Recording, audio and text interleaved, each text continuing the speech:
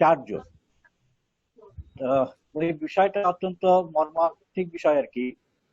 আমাদের এখানে আমাদের একজন সম্মানিত সদস্য ফজলে খোদা আছেন। ফজলে খোদাও কিন্তু একই ব্যাপারে ওই পরিবারের সঙ্গে সম্পৃক্ত। তো ফজলে খোদারও এক বোন ইন্তেকাল করেছেন, নট ইন কোভিড। তার আগে ফজলে খোদার আরেক ভাতিজা ইন্তেকাল করেছেন একই পরিবারের ভিতরে, কিন্তু একই পাশাপাশি বাড়ির ভিতরে। তো এই হলো 3 জন প্রথমে মারা গেলেন। তারপরে আসলো হেলাল। হেলাল যখন অসুস্থ হয়ে গেল 3 দিন 4 দিন পরে আর ওখানটা টেস্টের সমস্যা হয়ে গেছিল, টেস্টের টেকনিশিয়ান ছিল না। পরে তো যখন সিরিয়াস অবস্থা হয়ে গেল, অত টেস্ট ছাড়াই কিন্তু তখন তাকে নিয়ে যাওয়া হলো বগুড়াতে TMSS হাসপাতাল, যেটা কোভিড ডেজিগনেটেড হাসপাতাল, বেসরকারি পর্যায়ে ছিল আর কি। তো সেখানে নিয়ে যাওয়ার পরে তার ট্রিটমেন্ট শুরু হয়েছে, কিন্তু যেদিন নিয়ে গেছে তার রাতেই সেদিনকে টেস্ট দেওয়া হয়েছে এবং টেস্ট রিপোর্ট পজিটিভ আসছে। That was the first positive তার হলো। তারপরে তাকে নিয়ে যাওয়া হলো, তাকে আইসিইউতে নিল। তারা আইসিইউতে নেওয়ার পরে সেখানটা ট্রিটমেন্ট চলতেছিল, but that was not up to date. যে সেখানে ফ্যাসিলিটিস পুরোপুরি ফ্যাসিলিটিস ছিল না বলেই তার অবস্থা একটু ডিটেরিওরেট করতেছিল। তখন কামাল এটাকে টেক আপ করলো, বলে যে আমাকে বললে শরীফ ভাই কোনো ক্রমেই না, এখন আমরা যেভাবে পারি তাকে ঢাকায় নিয়ে আসতে হবে। অনেক চেষ্টা করে, কামালের তো অনেক লিঙ্ক আছে আর কি, অনেক বন্ধু বান্ধব যারা ডিফেন্সে আছে ইত্যাদি, সবাই মিলে এ করে স্কয়ার হাসপাতালে 28 তারিখে বিকালবেলা বগুড়া থেকে স্টার্ট করে নিয়ে 28 তারিখে রাত্রে 11:30টার দিকে স্কয়ার হাসপাতালে আসবো। আসার পরে তার অ্যাডমিশন তো সবই ঠিক ছিল, এভরিথিং ওয়াজ ওকে, রেডি করাই ছিল আর কি, যার কোনো সমস্যা হয়নি।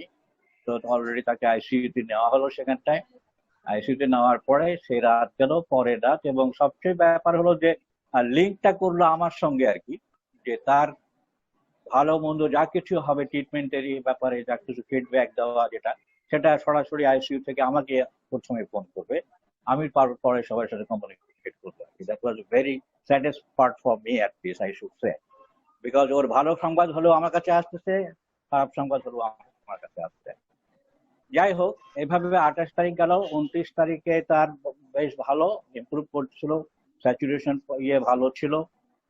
30 তারিখেও একই রকম অবস্থা, কিন্তু সবসময় মনে হচ্ছিল যে ডাক্তাররা আমাকে যেটা বলছিলেন, দিনে 1বার বা 2বার করে তারা আমাকে ফিডব্যাক দিত আর কি, বলছে কোভিড পেশেন্ট তো আমরা কিন্তু আসলে সবসময় বর্ডার লাইনটাই বলি, আমি ওকে বলে কখন কি হয় ঠিক নাই, যে কোনো সময় কিন্তু পজিশন চেঞ্জ হয়ে যেতে পারে। এইভাবে গেল। 31 তারিখ দুপুরবেলা কিন্তু অত্যন্ত ভালো রিপোর্ট দিল তারা, বলে উনি অনেক ভালো, খাওয়া দাওয়া ঠিক মতো করতেছেন, স্যাচুরেশন 96-এ চলে গেছে, ইত্যাদি ইত্যাদি। যাই হোক, রাত্রে 1টার সময় আমি একটা কল আসলো আমার আবার, যেমন রাত্রে 1টায় কল আসলো, তখন আমি একটু কনফিউজ হয়ে গেলাম কি ব্যাপার এখন। তখন আমাকে বললেন যে এরকম ব্যাপার, আশিক সাহেবকে তো আমরা একটু ভেন্টিলেশন দিতে চাই। আমি কেন, একটু দুপুরে তো বেশ ভালোই ছিল। তখন বলছি যে হ্যাঁ খুবই ভালো ছিল, আমরা খুবই আশাপ্রদ ছিলাম, কিন্তু এখন দেখতেছে উনি তো স্যাচুরেশন তো হঠাৎ করে দেখা যায় যে 89, 88-এ চলে আসছে। এটা 15 লিটার অক্সিজেন সাপ্লাই আছে। আর উনি তো যেহেতু ওনার তো ছিল লাঙ্গে কিন্তু একটা ইনফেকশন ছিল আর কি, উনি তো অক্সিজেন নিতে পারতেছে না। তো আপনাকে জানালাম, আপনি কি বলেন? আমার তো কিছু বলার নাই, যে কোনো ট্রিটমেন্ট হবে আইসিইউতে, আপনাদের ব্যাপার। তবুও না, আপনাকে একটু জানালাম আমি ওকে ফাইন, আমি শুনলাম, আপনারা আপনাদের মধ্যে কাজ করতে থাকেন। এটা হওয়ার পরে তখন জাস্ট হাফ এন আওয়ার, 1টার সময় আমি আবার একটা কল রিসিভ করলাম। কল রিসিভ করার পরে সরি ইন্টারনালি হয়তো আর কিছু ভালো পাই। এই মোটামুটি হেলালের তারপরে আমি সঙ্গে সঙ্গে কামালকে জানালাম ডিসমাচ হেলালের এই ব্যাপারটা। ধন্যবাদ আপনাদের সবাইকে।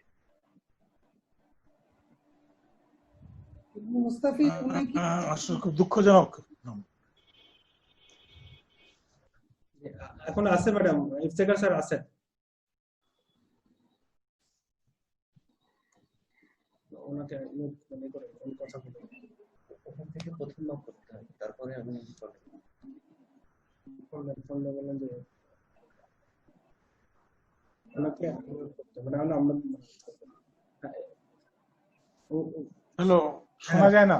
জি জি, ওই ইফতেখার স্যারকে বলতেছি, উনি যদি হলো মিউট আর আনমিউট নিয়ে আমার একটু প্রবলেম হচ্ছে। আনমিউট করে না, হ্যাঁ আপনার অডিওটা আনমিউট করেন। উনি আনমিউট করতে পারলে উনি এখন মোনাজাত পরিচালনা করবেন। জি স্যার। হ্যাঁ হয়েছে। হ্যাঁ সালাম। এখন হচ্ছে জি স্যার, সবাই শুনতে যাচ্ছে আপনার সাথে কথা। আসসালামু আলাইকুম। জি, ওয়ালাইকুম সালাম। Sir, Iftekhar sir Hello. আপনি মোনাজাত পরিচালনা করেন। আমরা আলাপ করে ফেলছি হেলাল ভাইয়ের সম্পর্কে, এখন আপনি মোনাজাতটা পরিচালনা করেন, তারপরে আমরা মিটিং এর বাকি কাজ করব ইনশাআল্লাহ। একটু ইয়া পড়বো না, একটু আয়াত শরীফ পড়ি। হ্যাঁ পড়েন কোনো অসুবিধা নেই।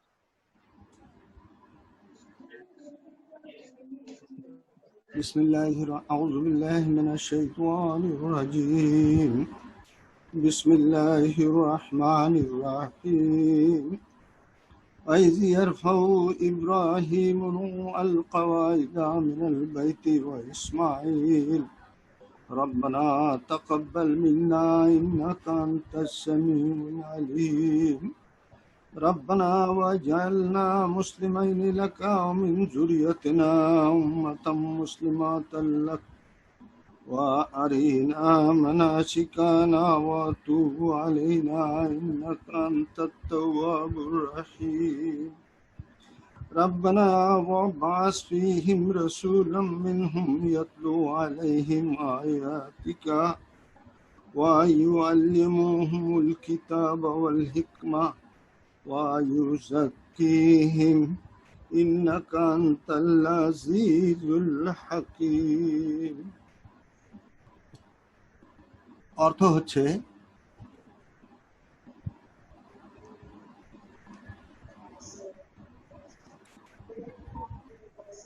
হ্যালো, শোনা যায়নি? জি জি শোনা যাচ্ছে, হ্যাঁ গেছে, আসছে। শুনতে পাচ্ছি স্যার। আচ্ছা, এখন তো আমি শুনতে পাচ্ছি। জি জি আমরা শুনতে পাচ্ছি স্যার। হ্যাঁ, আমি অর্থটা পরে একটু আপনাদের সামনে পেশ করছি। আউযু বিল্লাহি মিনাশ শাইতানির রাজীম। বিসমিল্লাহির রহমানির রহিম। স্মরণ করো, ইব্রাহিম ও ইসমাইল যখন এ ঘরের প্রাচীর রচনা করছিল, তখন উভয়ে দোয়া করছিল, হে আমাদের খোদা, আমাদের কাজ তুমি কবুল করো। তুমি নিশ্চয়ই সবকিছু শুনতে পাও এবং সবকিছুই জানো।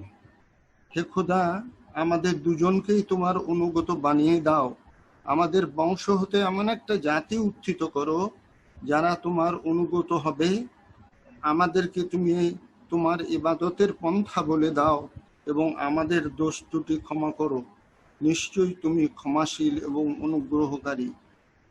হে খোদা, তাদের প্রতি তাদের জাতির মধ্য হতে এমন একজন রসুল পাঠাও যিনি তাদেরকে তোমার আয়াতসমূহ পড়ে শোনাবেন, তাদেরকে কিতাব ও হিকমত শিক্ষা দিবেন এবং তাদের বাস্তব জীবন করে পরিশুদ্ধ ও সুষ্ঠু রূপে গড়বেন। নিশ্চয়ই তুমি বড় শক্তিমান ও বিজ্ঞ। এখন আমরা মরহুমের কবর জিয়ারত করি। কবর জিয়ারতের যে দোয়াটা আছে সেটা পড়ি। কুল আউযু ফালাক, কুল আউযু বিন নাস, কুল হু আল্লাহু আহাদ, কুল ইয়া আইয়ুহাল কাফিরুন। এইটা আমরা পড়ি 3 বার করে। বিসমিল্লাহ, আউযু বিল্লাহি মিনাশ শাইতানির রাজীম, বিসমিল্লাহির রহমানির রহিম। আলহামদুলিল্লাহ একবার।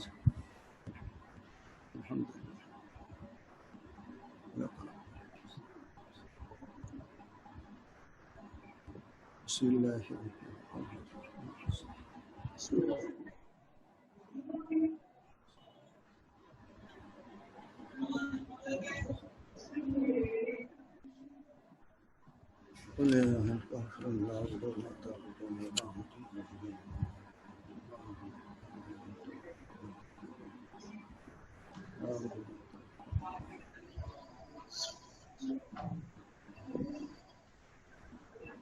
خلاق شر ما خلق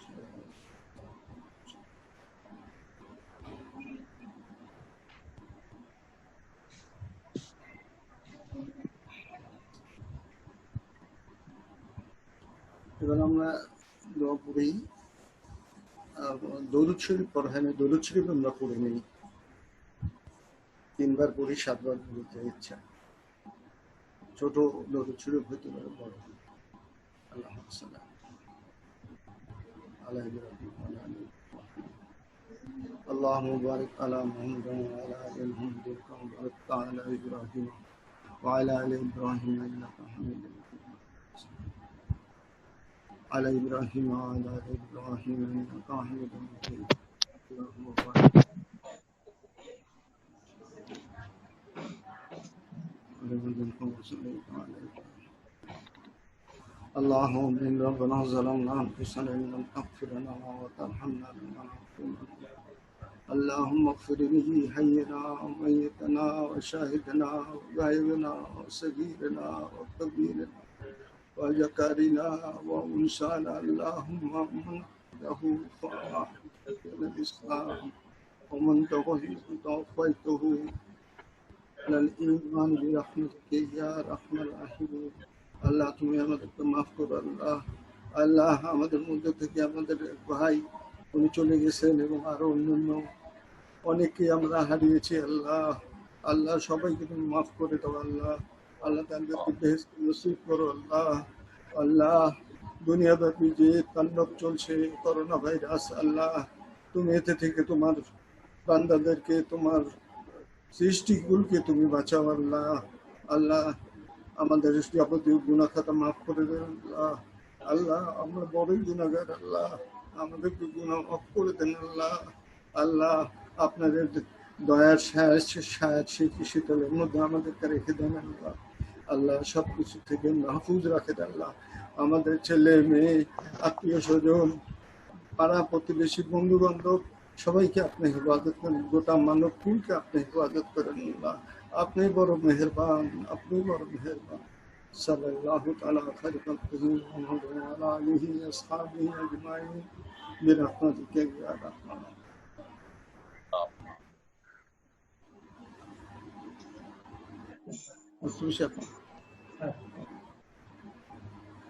আমরা মানে দ্বিতীয় এজেন্ডা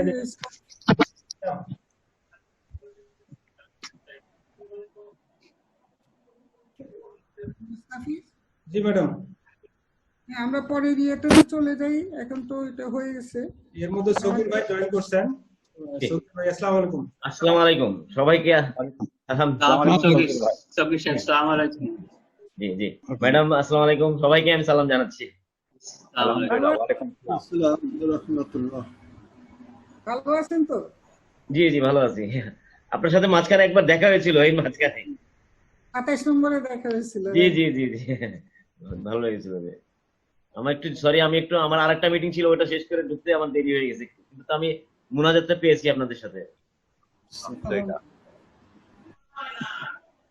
ঠিক আছে মোস্তাফি, যে আমরা তাহলে এখন স্কলারশিপের সিলেকশনের ওগুলা করব বোধহয়। জি এটা আমরা স্ক্রিনে দিছি।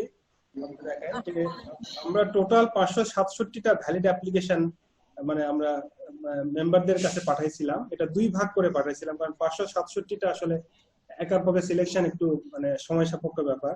তো এটা সায়েন্সের গুলো যে 6টা ক্যাটাগরি আছে সেগুলো মানে 4 জনকে দিছিলাম, আর বাকি কমার্স এবং আর্টস এবং সোশ্যাল সায়েন্সের 3টা ক্যাটাগরি, এটা 4 জনকে দিছিলাম। তো আমরা সেগুলো আমরা ইভালুয়েশনের পেপারস পেয়েছি এবং সেটার ইভালুয়েশনের ভিত্তিতে আমরা এই যে ইভালুয়েশন পেপারস তৈরি করেছি সেটা এক্সেল স্প্রেডশিটে যোগ করে মানে এভারেজ করে এটাকে আমি আপনাদের ইমেলও করেছি এবং ম্যাডামকে এবং মুশাররফ স্যারকে হার্ড কপি দিয়েছি।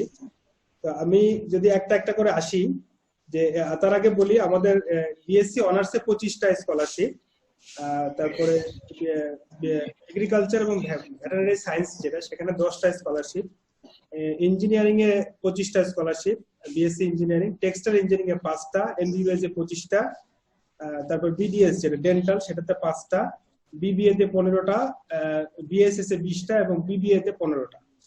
যদি এখন একটা একটা করে আসি, যে প্রথমে বিএসসি অনার্সে আমরা 41টা অ্যাপ্লিকেশন ছিল, টোটাল ভ্যালিড অ্যাপ্লিকেশন ছিল 30টা, 30টা। এর মধ্যে যদি 25তম পর্যন্ত আমরা ইয়ে করি, মানে কারণ 25টা স্কলারশিপ, তাহলে 44 নাম্বার পেয়ে 25তম হয়, আর 26তম আবার 43 নাম্বার। সো এটা আমরা প্রথম 25 জনকে যদি আপনারা সবাই একমত হন তাহলে সিলেক্ট করতে পারি। এটার পরে যেটা আমরা করব, সবাইকে আমরা আসলে ফোন করব যে অন্য কেউ কোনো বৃত্তি পায় কিনা। যেমন কোনো ব্যাংকের বৃত্তি যদি কেউ পায় তাহলে আমরা সেই বৃত্তিটাকে বাদ দিয়ে আবার 26তম, এবং কেউ যদি রিঅ্যাডমিশন হয়, যে এই ক্যাটাগরি বাদ দিয়ে অন্য ক্যাটাগরিতে গেছে, রিঅ্যাডমিশন হচ্ছে, ইয়ার লস করছে, তাহলে তাকেও, তারটাও আসলে ইনভ্যালিড হয়ে আমরা পর্যায়ক্রমে হয়তো 30তম, যদি 5 জন আমরা ইনভ্যালিড হয় তাহলে 30তম পর্যন্ত আমরা যেতে পারবো আর কি। এই হলো বিএসসি অনার্সে। এই ব্যাপারে যদি আপনাদের কোনো কিছু বলার থাকে তাহলে বলুন। অন্য স্কলারশিপ পাই কিনা ওদের অ্যাপ্লিকেশনই জানতে চাওয়া হয়েছিল। জি, তারপরে আবার নতুন কোনো ইন্টারমিডিয়েট কোনো ইনফরমেশন আসবে ওরা অন্য কোথাও পাচ্ছে কি না পাচ্ছে? ম্যাডাম এটার দুইটা হতে পারে। কেউ কেউ হয়তো এটা মানে বলে না, আমরা ওয়েবসাইটের থেকে রেজাল্ট শিট বের করে, যেমন ডাচ বাংলার অনেকগুলো স্কলারশিপ দেয়, ওর সাথে কিছু কিছু মিলে যায়। আর সেটা আমরা একটু চেক করবো, কারণ আমাদের এই সার্কুলারের পরে যে করোনার কারণে একটু সময় গেছে, এর মধ্যে অন্য ব্যাংক যেমন সাউথ ইস্ট ব্যাংক স্কলারশিপ দেয়, মানে বেশ কয়েকটা ব্যাংক স্কলারশিপ দেয়। তারপর একটা জাকাত নামে কি একটা ইয়ে আছে, তারা একটা দেয়, মানে সেটা আমাদের মোটামুটি আমরা যেরকম স্কলারশিপ টাকা দেই সেরকম সম পরিমাণে। তো এগুলো সব দেখে ম্যাডাম আমরা হয়তো কিছু দুই একটা হয়তো বের হতে পারে। কারণ আমরা তো এবার চাইছিলাম, আপনারা বলে দিছিলেন ম্যাডাম যে এটা উল্লেখ করেছি। আমি একটু অ্যাড করছি যে এখানে এটা ভেরিফিকেশন, প্রিলিমিনারি সিলেকশনটা হয়ে গেল, প্রিলিমিনারি সিলেকশন হয়ে যাওয়ার পরে ভেরিফিকেশন করা হয়। ভেরিফিকেশনে যদি কোনটা দেখা যাচ্ছে যে অন্য কোন স্কলারশিপ পাচ্ছে বা সে পাওয়ার যোগ্য নয়, কিছু যদি হয়, তখন তাকে বাদ দিয়ে নেক্সট যেগুলো থাকে সেগুলো থেকে করতে। সেজন্য প্রথমে এটা সিলেকশনটা হচ্ছে, পরে এটা অ্যাপ্রুভালও নিয়ে না হচ্ছে। যদি ভুল হয় তাহলে তারপরের থেকে আমরা নেব। তবে এখানে একটা প্রবলেম যেটা হবে, যেটা এই মোস্তাফিজ বললো যে 26-এর জায়গায় 3 জন আছে বলে, তাই না? 26 এটাতে 3 জন, এটাতে 25 পর্যন্ত ঠিক আছে, মানে 25-এর পরে 26-এ যাচ্ছে, 26 নম্বরে যে পেয়েছে সেই নম্বরটা 3 জন পেয়েছে না। আপনার পজিশনে না 25তম ম্যাডাম স্যার 44 নাম্বার পেয়েছে এভারেজের পর, আর 26তম যে 43, তার মানে 25তম ওকে, মানে এটা কোনো অসুবিধা নাই, মানে 25তম পর্যন্ত না 26 না, পরে যে 26 থেকে একজনই আছে না বেশি আছে? একজনই আছে। না না একজনই আছে, 26ও একজনই থাকে, তাহলে পেছো না। মানে যদি এটা করে যদি আসে হয় একটা জিনিস চলে আসে, তখন আমরা একটা বাদ দিয়ে দেবো। আমার কথা হচ্ছে কি, দেখা যায় যদি এটা রুলসটা একবার সেট করা যদি যায় যে যখন 26 কে যখন আসলো তখন যদি একজন হয় তাহলে তো হয়ে গেল, কিন্তু যদি দেখা যায় ওইটা নিতে গেলে মোর দেন ওয়ান একই নম্বর পেচ্ছে, তখন সে বছর আমরা একটা নাই কম দেবো আর কি। বুঝতে পারছি, এরকম করেছি আমরা। বুঝতে পারছি। 26তম, এখানে 27তম 28তম সবই একজন একজন করে। সো একজন যদি আমরা পাই তাহলে ঠিক আছে, এতে প্রবলেম হবে না। তাহলে আমরা স্যার এখানে সেই সমস্যাটা নাই। তবে যেটা বললো আমরা ওটা একটুখানি অ্যাসার্টেন করে নেই যে যদি এটা সিলেকশনে, আমাদের সিলেকশনে পরে নতুন কোথাও পেয়ে থাকে সেটা হয়, তাহলে সেটার অ্যামাউন্টটা যদি আমাদের এটার ইকুইভ্যালেন্ট কিংবা বেশি হয়, তখন তাকে আমরা কনসিডার করব না, আমরা নেক্সট আরেকজনকে কনসিডার করব। এই তো? জি জি জি ম্যাডাম, জি। আমরা ভোট ভিত্তিটাকেও কোনো অসুবিধা নেই, ভিত্তি যদি কেউ পায় কম হলেও আমরা করি না। অ্যাকচুয়ালি এই অতীতে যে করা হচ্ছে, যদি আরেকটা পাওয়া যায় তখন কম হলেও ওটা করি না, যে এটা তাহলে বাদ, সে যদি আরেকটা পেয়ে যায় তাহলে তাকে বাদ দেওয়া হয়, কারণ ওইটা তো ক্যান্সেল করানো যায় না। হ্যাঁ, সেটাই, তাকে বাদ দেওয়া হবে। এবং অ্যামাউন্টটা যদি মানে ভালো অ্যামাউন্ট হয়, কারণ আমরা ইয়ে করার সময় দেখেছি যেগুলা, সেগুলো তো পাওয়ার সম্ভাবনা নাই, খুব কম অ্যামাউন্ট যেগুলো সেগুলো তার পাওয়ার সম্ভাবনা নাই। তো যদি অন্য কোথাও পেয়ে থাকে যেগুলো ভালোই অ্যামাউন্ট, তাহলে আমরা তাকে বাদ দিয়ে নেক্সট আরেকজনকে ইয়ে করবো। জি জি ম্যাডাম, আমরা এককালীন ভিত্তি, যেমন এককালীন যদি কেউ পায় তাহলে আমরা সেটা কনসিডার করি নাই, যে বছরে হয়তো একবার 1000 টাকা বা 5000 টাকা পেয়েছে, সেটাকে আমরা মানে ইয়ে করি না যে ঠিক আছে ওটা কোনো অসুবিধা নেই। বোর্ড ভিত্তি যদি পায় তাহলে আমরা বাদ দিই না, কিন্তু কন্টিনিউয়াস যদি পায় যে এই 4 বছর আমরা যেরকম 3.5 বছর দিচ্ছি বা 4.5 বছর দিচ্ছি, এরকম কন্টিনিউয়াস যদি বৃদ্ধি পায় এবং বৃদ্ধিতে আমাদের কাছাকাছি যে 1000 টাকা বা 1200 টাকা 1500 টাকা 2000 টাকা হয়, তাহলে ওকে আমরা অপশন দেই যে তুমি আমাদের বৃত্তি নিবা না সেই বৃত্তি নিবা। যদি ও মনে করে যে হ্যাঁ ওটা নিবে, তাহলে তো ওকে আমরা বলে যে আমাদেরকে সারেন্ডার করতে হবে। আর যদি তুমি আমাদেরটা নিতে চাও তাহলে অফিসিয়ালি তাদেরটা সারেন্ডার করতে হবে। তো ম্যাক্সিমাম ক্ষেত্রে দেখা গেছে যে মানে ডাচ বাংলাটা আমাদের চেয়ে একটু টাকা বেশি, সো ওরা ওটাই প্রিফার করে যে আমি ডাচ বাংলাটাই দিব। তো ওইটা আমরা একটু আমরা কাল পরশুর মধ্যে এটা আমরা ভেরিফিকেশন করে আপনাদেরকে আবার জানাতে পারবো ইমেলে যে এই অবস্থা, তারপরে ম্যাডামকে দেখায় আমি ফাইনাল করে ফেলবো। মোস্তাফিজ শরীফ বলছিলাম, আমি একটু ফর মাই লার্নিং আমি একটু কথা বলতে পারি যে, শুনতে পাচ্ছেন মোস্তাফিজ, শোনা যাচ্ছে?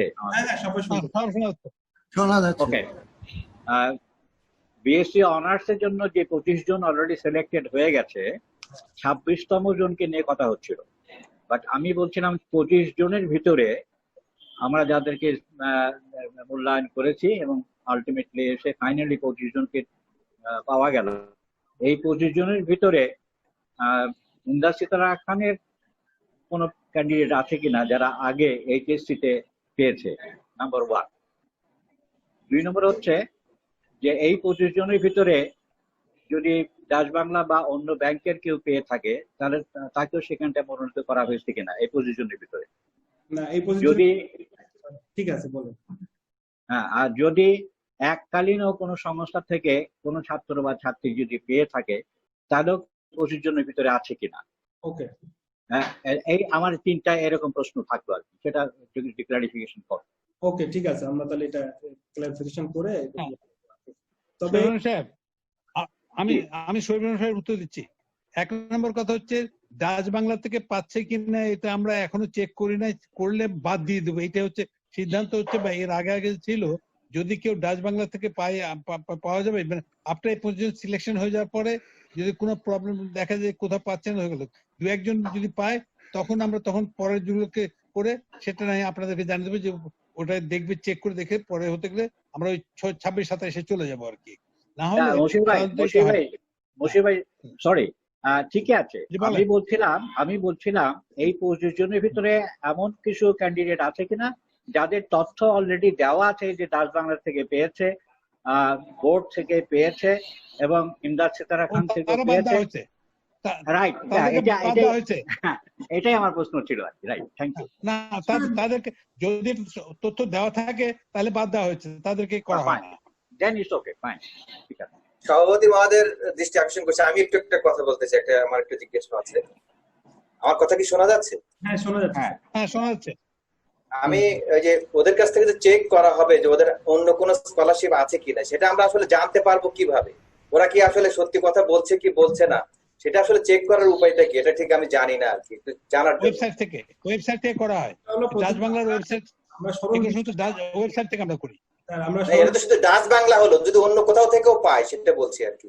আমরা স্যার কয়েকটা যেগুলো আমাদের জানা আছে সেগুলোর ওয়েবসাইট থেকে ওই লিস্ট বের করে তো আমাদের 2 রকমের অভিজ্ঞতা আছে। সরল বিশ্বাসে তুমি অন্য কোনো বৃত্তি পাও কিনা, ওরা সরল বিশ্বাসে কেউ কেউ বলে যে হ্যাঁ আমি এই বৃত্তি পেয়েছি, আবার কেউ কেউ আছে তারা একদম সরল বিশ্বাসী বলে যে না আমি কোনো বৃত্তি পাই না। তারপর যখন ডাচ বাংলা বা যে সাউথ ইস্ট ব্যাংক এগুলো লিস্ট বের করে যখন নাম মিলাচ্ছি, বাবার নাম মিলাচ্ছি, যখন মিলে যাচ্ছে যখন আমি জিজ্ঞাসা করলাম যে তুমি তো এই বৃত্তি সম্ভবত পাও, তোমার বাবার নাম এই, তখন বলে যে আসলে স্যার আমার আসলে অনেক খরচ, আমার টাকাটা দরকার, এই জন্য আমি বলছি যে আমি বৃত্তি পাই না। 2 রকমের তথ্য আছে। তো তখন আসলে আমরা প্ল্যান আমরা করে যে না আমাদের এটা নিবা অথবা ওদের, তখন বলে যে আমি ডাচ বাংলা নিব, তখন আমরা আমাদেরটা ওকে কাট ডাউন করে দেই যে আমাদের এখানে নাম থাকবে। তার মানে এখানে ফেইথের একটা জায়গা থেকে যায়, ওদের উপর বিশ্বাস করা না করার উপর একটা জায়গা থেকে যায়। এর যে আমরা তো করতেই থাকতেই হবে। যে সার্কুলারটা ছিল ম্যাডাম বলছিলেন যে তুমি সার্কুলারের মধ্যে এই লাইনটা অ্যাড করা আছে যে আপনি অন্য কোনো জায়গা থেকে বৃত্তি পান কিনা, বৃত্তির নাম এবং বৃত্তির অ্যামাউন্ট, এটা কিন্তু একটা লাইন আছে। তো এই 30 জনের মধ্যে এটাকে উল্লেখ করে নাই যে আমি অন্য কোনো জায়গা থেকে বৃত্তি পাই এবং বৃত্তির পরিমাণ, এটা কেউই বলে নাই যে সে পায়। আমি একটু বলতে চাচ্ছিলাম মোসাফির সাহেব, আচ্ছা আমি যখন ইভালুয়েট করছি আমি দেখছি যে 2-1 জন নিজেই বলছে যে সে ডাচ বাংলা পায়, আমি ওটা বাদ দিয়ে দিচ্ছি, মানে তাকে 0 নাম্বার দিয়েছে। ঠিক আছে, তাহলে তো অটোমেটিক্যালি চলে গেছে। দুই একজন স্বীকার করছে অন্যান্য ক্যাটাগরিতে আছে স্যার, আমরাও দেখছি। এটা কিন্তু একটা ভালো কথা বলেন আমাদের প্রফেসর সাহেব, যেটা বলছে আমি শুনেই বলছিলাম যে আমরা যদি আমাদের প্রতি যদি এই ইনস্ট্রাকশনটা থাকে যারা আমরা এভালুয়েশনটা করি আর কি, যে যদি আমরা দেখি যে তার শিটে লেখা আছে যে সে অন্য জায়গা থেকে বোর্ড থেকে পাচ্ছে বা ব্যাংক থেকে পাচ্ছে বা অন্য জায়গা থেকে পাচ্ছে, সেই শিটটাকে আমরা স্টেট ওইটা আমরাই যারা এভালুয়েট করতেছি তারা 0 করে দিলাম। এমন একটা সিদ্ধান্ত নিতে পারি কিনা? আমি একটু বলবো, ওটা 0 না, ওটাকে আপনি বলেছেন এক্সপেলড, মানে এক্সপেল মতো করে এটা কনসিডার হবে। ওকে ফাইন, ঠিক আছে, হ্যাঁ এটা উল্লেখ করে দিই আমরা এটা। হ্যাঁ ডিসকোয়ালিফাইড, জি ওটা ডিসকোয়ালিফাইড। হ্যাঁ আপা কিছু বলতে চাচ্ছেন, আপা কিছু বলতে চাচ্ছেন। আমি যে ইভালুয়েট করেছি আমার সায়েন্সের গুলোতে বেশ কয়েকটাই আমি পেয়েছি যারা ডাচ বাংলা পাচ্ছে, এবং আমি অনেকই পেয়েছি যদি কি বোর্ডের পাচ্ছে, তবে বোর্ডের অ্যামাউন্টটা এতই সামান্য। আমি মোস্তাফিজের সাথে আলাপ করেছিলাম যে আমি মোস্তাফিজকে জানিয়েছি যে বোর্ডে যারা পায় সেটাকে আমরা কনসিডার করি না, কিন্তু হুয়েভার মানে যেই দেখেছি ডাচ বাংলা কিংবা আর একটা ভালো তাকে আমি বাদ দিয়ে দিয়েছি, এবং সেটা আমি ওই ইভ্যালুয়েশনের সাইডে লিখেও দিয়েছি। জি ম্যাডাম, আমিও তাই করেছি। বোর্ডেরটাকে অ্যালাউ করে মানে কিছু করিনি, কিন্তু অন্য ডাচ বাংলা হলে আবার সাইডেও লিখে দিয়েছি এবং 0 মার্ক দিয়ে দিয়েছি। এটা আমরা ভবিষ্যতে আমরা প্র্যাকটিসটা রাখবো যে কেউ যদি ডাচ বাংলার পায় আমরা বোধহয় একটা অ্যামাউন্টও করতে পারি ডাচ বাংলা ছাড়া অন্য জায়গা থেকে, বোর্ডের থেকে অ্যাটলিস্ট ডাবল অ্যামাউন্ট যদি হয় সেই ক্ষেত্রে তার কেসটা আমরা কনসিডার নাও করতে পারি, যদি দেয়ার আর ডিজায়ারেবল ক্যান্ডিডেট থাকে যে যাদের প্রয়োজন, তারা কোনো পাচ্ছে না। কারণ ডাচ বাংলার অ্যামাউন্টটা খুব ভালো, বোর্ডের অ্যামাউন্টটা ইজ নাথিং, ভেরি নমিনাল। এত ছোট ওদেরকে মানে বাদ দেওয়া যৌক্তিক হবে না। বোর্ডের স্কলারশিপ কিন্তু আরেকটা সুবিধা আছে, ওরা ফ্রি স্টুডেন্টশিপ হয়ে যায়। বোর্ডের স্কলারশিপ যারা পায় তাদেরকে পরে পয়সা দিতে হয় না হায়ার এডুকেশনের জন্য, টিউশন ফিতে মাফ বোধহয়। ওটা কলেজ, সরকারি কলেজে আর কি। সেটা কি সব পর্যন্ত বোর্ডে মানে আমিও পেতাম, আপনার একদম টপের দিকে হলে বেতনটা মওকুফ হয়, সবার জন্য হয় না, সবার জন্য এটা সার্টেন পার্সেন্ট বেতনটা মওকুফ হয়, সবার জন্য হয়। আমরা করতে বোর্ডে পেতে গেলে সেটাকে কনসিডার করা হবে, পেলে পাচ্ছে বোর্ডেরটা হচ্ছে গভর্নমেন্ট ওটা পেলে পাবে, ওটা না। কিন্তু অন্য প্রাইভেট অর্গানাইজেশন থেকে যেগুলো পাচ্ছে সেগুলো দেখবে, এবং আমি এটা ইন্ডিভিজুয়াল করে দেখে নিয়ে যদি যখন রিভিউ হবে তখন দেখে যদি কোনোটা মনে হয় মোস্তাফিজের যে এটাকে কনসিডার করা উচিত, that will ব্রট to the committee, এতে আনতে পারে যে এটা পাচ্ছে কিন্তু এটা আমার মনে হয় যে এটাকে দেওয়া উচিত, ওটা তাহলে আমরা সেপারেটলি ওটাকে করবো লাস্ট ইয়েতে করে দিয়ে ফাইনাল রিপোর্টের মধ্যে ওটা দিয়ে ওটাকে অ্যাপ্রুভ করে নিলেই হবে। ঠিক আছে স্যার। যদি যেগুলোকে দেখা যাচ্ছে পাচ্ছে কি পাচ্ছে দেখে নিয়ে যদি মোস্তাফিজ একটা করে পরে সবাইকে ফোনে জানিয়ে দেয়, ইমেল করে দেয়, তারপরে আমরা বলবো যে সেটা করা যেতে পারবে না, একটা আজকাল তো খুব সোজা ফোনে আপ করে এটা করে ফেলা যাবে। এখানে বোধহয় মশিউর ভাই আমাদের এটা আজকে একটা সিদ্ধান্ত হয়ে যাবে যে হোয়াট টু ডু আর নট টু ডু, এটা বাট ক্যান্ডিডেটদের ডিটেইলস ইনফরমেশন ফর ক্যাটাগরি, এটা যে একটা বিশাল একটা শীট তৈরি করছে মুস্তাফিজ এবং অফিসে যারা আছে আর কি, এই জায়গাটার ভিতরে যখন তারা এটা তৈরি করে ওর মধ্যে কিন্তু ওই ক্যান্ডিডেট লিস্টের ভিতরে যদি বসাই দেয় যে না অলরেডি তো সে একটা বড় সংস্থা থেকে একটা ভালো অ্যামাউন্ট ইন্ডাস্ট্রিয়াল খান বা বোর্ড পাচ্ছে, তো ওখানে তাকে এক্সপেল করে অটোমেটিক এক্সপেল হয়ে যায়। কিন্তু ওটার তো একটা আছে, ওতে বলা যাচ্ছে তোমরা বলো যে পাও কিনা, কিন্তু ওরা সবাই না বলে কিন্তু আসলে পায়, এটা আমরা পরে ভেরিফিকেশন করে পাওয়া গেছে বলে তখন পরে সেটা হচ্ছে। কিন্তু ইনিশিয়ালি তারা যদি কেউ বলে যে আমি বোর্ডে পাই, তাহলে ওদের থেকে তাহলে ওকে মানে শর্ট লিস্টে আনার কথাই নয়। তাহলে কিন্তু হয়ে যায় আগে থেকেই। আমরা একটা নেক্সট অ্যাডভার্টাইজমেন্টে আমরা একটা লাইন, যে 6টা শর্ত আছে আমাদের, তার মধ্যে 7 নম্বর একটা শর্ত লিখে দিন যে আপনি যদি কোনো বৃত্তি পান তাহলে এই ভিত্তিতে দরখাস্ত করার প্রয়োজন নাই। এটা তো তারা করবে না, তারা করবে না। তারপরেও যদি করে, শোনো তোমরা যখন দরখাস্তটা যখন তোমরা ইনিশিয়াল করছো না, স্ক্রুটিনি হচ্ছে, ইনিশিয়াল স্ক্রুটিনি করে যখন লিস্ট বানানো হচ্ছে তখন যদি একাজ পাচ্ছে ওখানে লিখে দাও ডিবিবিএল স্কলারশিপ, সো এটা ডিসকোয়ালিফাইড। এটা তো এটা প্রথমেই করতে পারো, যখন প্রথম করতে তাদের খাতা টেস্ট মানে চেক করার দরকার হবে না তাহলে। ঠিক আছে, ওই ধাপে আপনাদেরকে ইভ্যালুয়েশন ইনভ্যালিড বলে দিতে হবে। সভাপতি মহোদয়, আমি একটু একটা কথা বলতে চাচ্ছিলাম, ফ্লোর দিলে একটু কথা বলবো। বলবো? অবশ্যই জি বলেন। আমি যে এটা ফেস করেছি, আমি এদের যে ফর্ম এসেছিল এটা ইভ্যালুয়েশন করার ক্ষেত্রে আমি যে একটা প্রবলেম ফেস করেছি আমার কাছে মনে হয়েছে, সেটা হলো ওদের যে রাইট আপ যেটা আছে, এই রাইট আপের ক্ষেত্রে কেউ লিখেছে 1 প্যারাগ্রাফ, কেউ লিখেছে আধা প্যারাগ্রাফ, কেউ লিখেছে 7, 8, 6 পাতা পৃষ্ঠা। এই যে এটা থেকে আসলে ওদের বোধহয় কনক্রিট একটা ইনস্ট্রাকশন থাকা দরকার, এবং এই যে এটা আসলে মোটিভেশন। আমি একটু বলি, আমি আমার কাছে তো কিছু আসে নাই, কারণ আমি তো জানি না, আমার কাছে কোনো ইনস্ট্রাকশন নাই। আমি দেখেছি অন্ধের মতো আমি দেখেছি আর কি। তো এখানে একটা ইনস্ট্রাকশন থাকা দরকার যে মোটিভেশন, ওইটাকে আমরা মোটিভেশন লেটারই বলি, আমি যতদূর জানি আর কি। এই মোটিভেশন লেটারের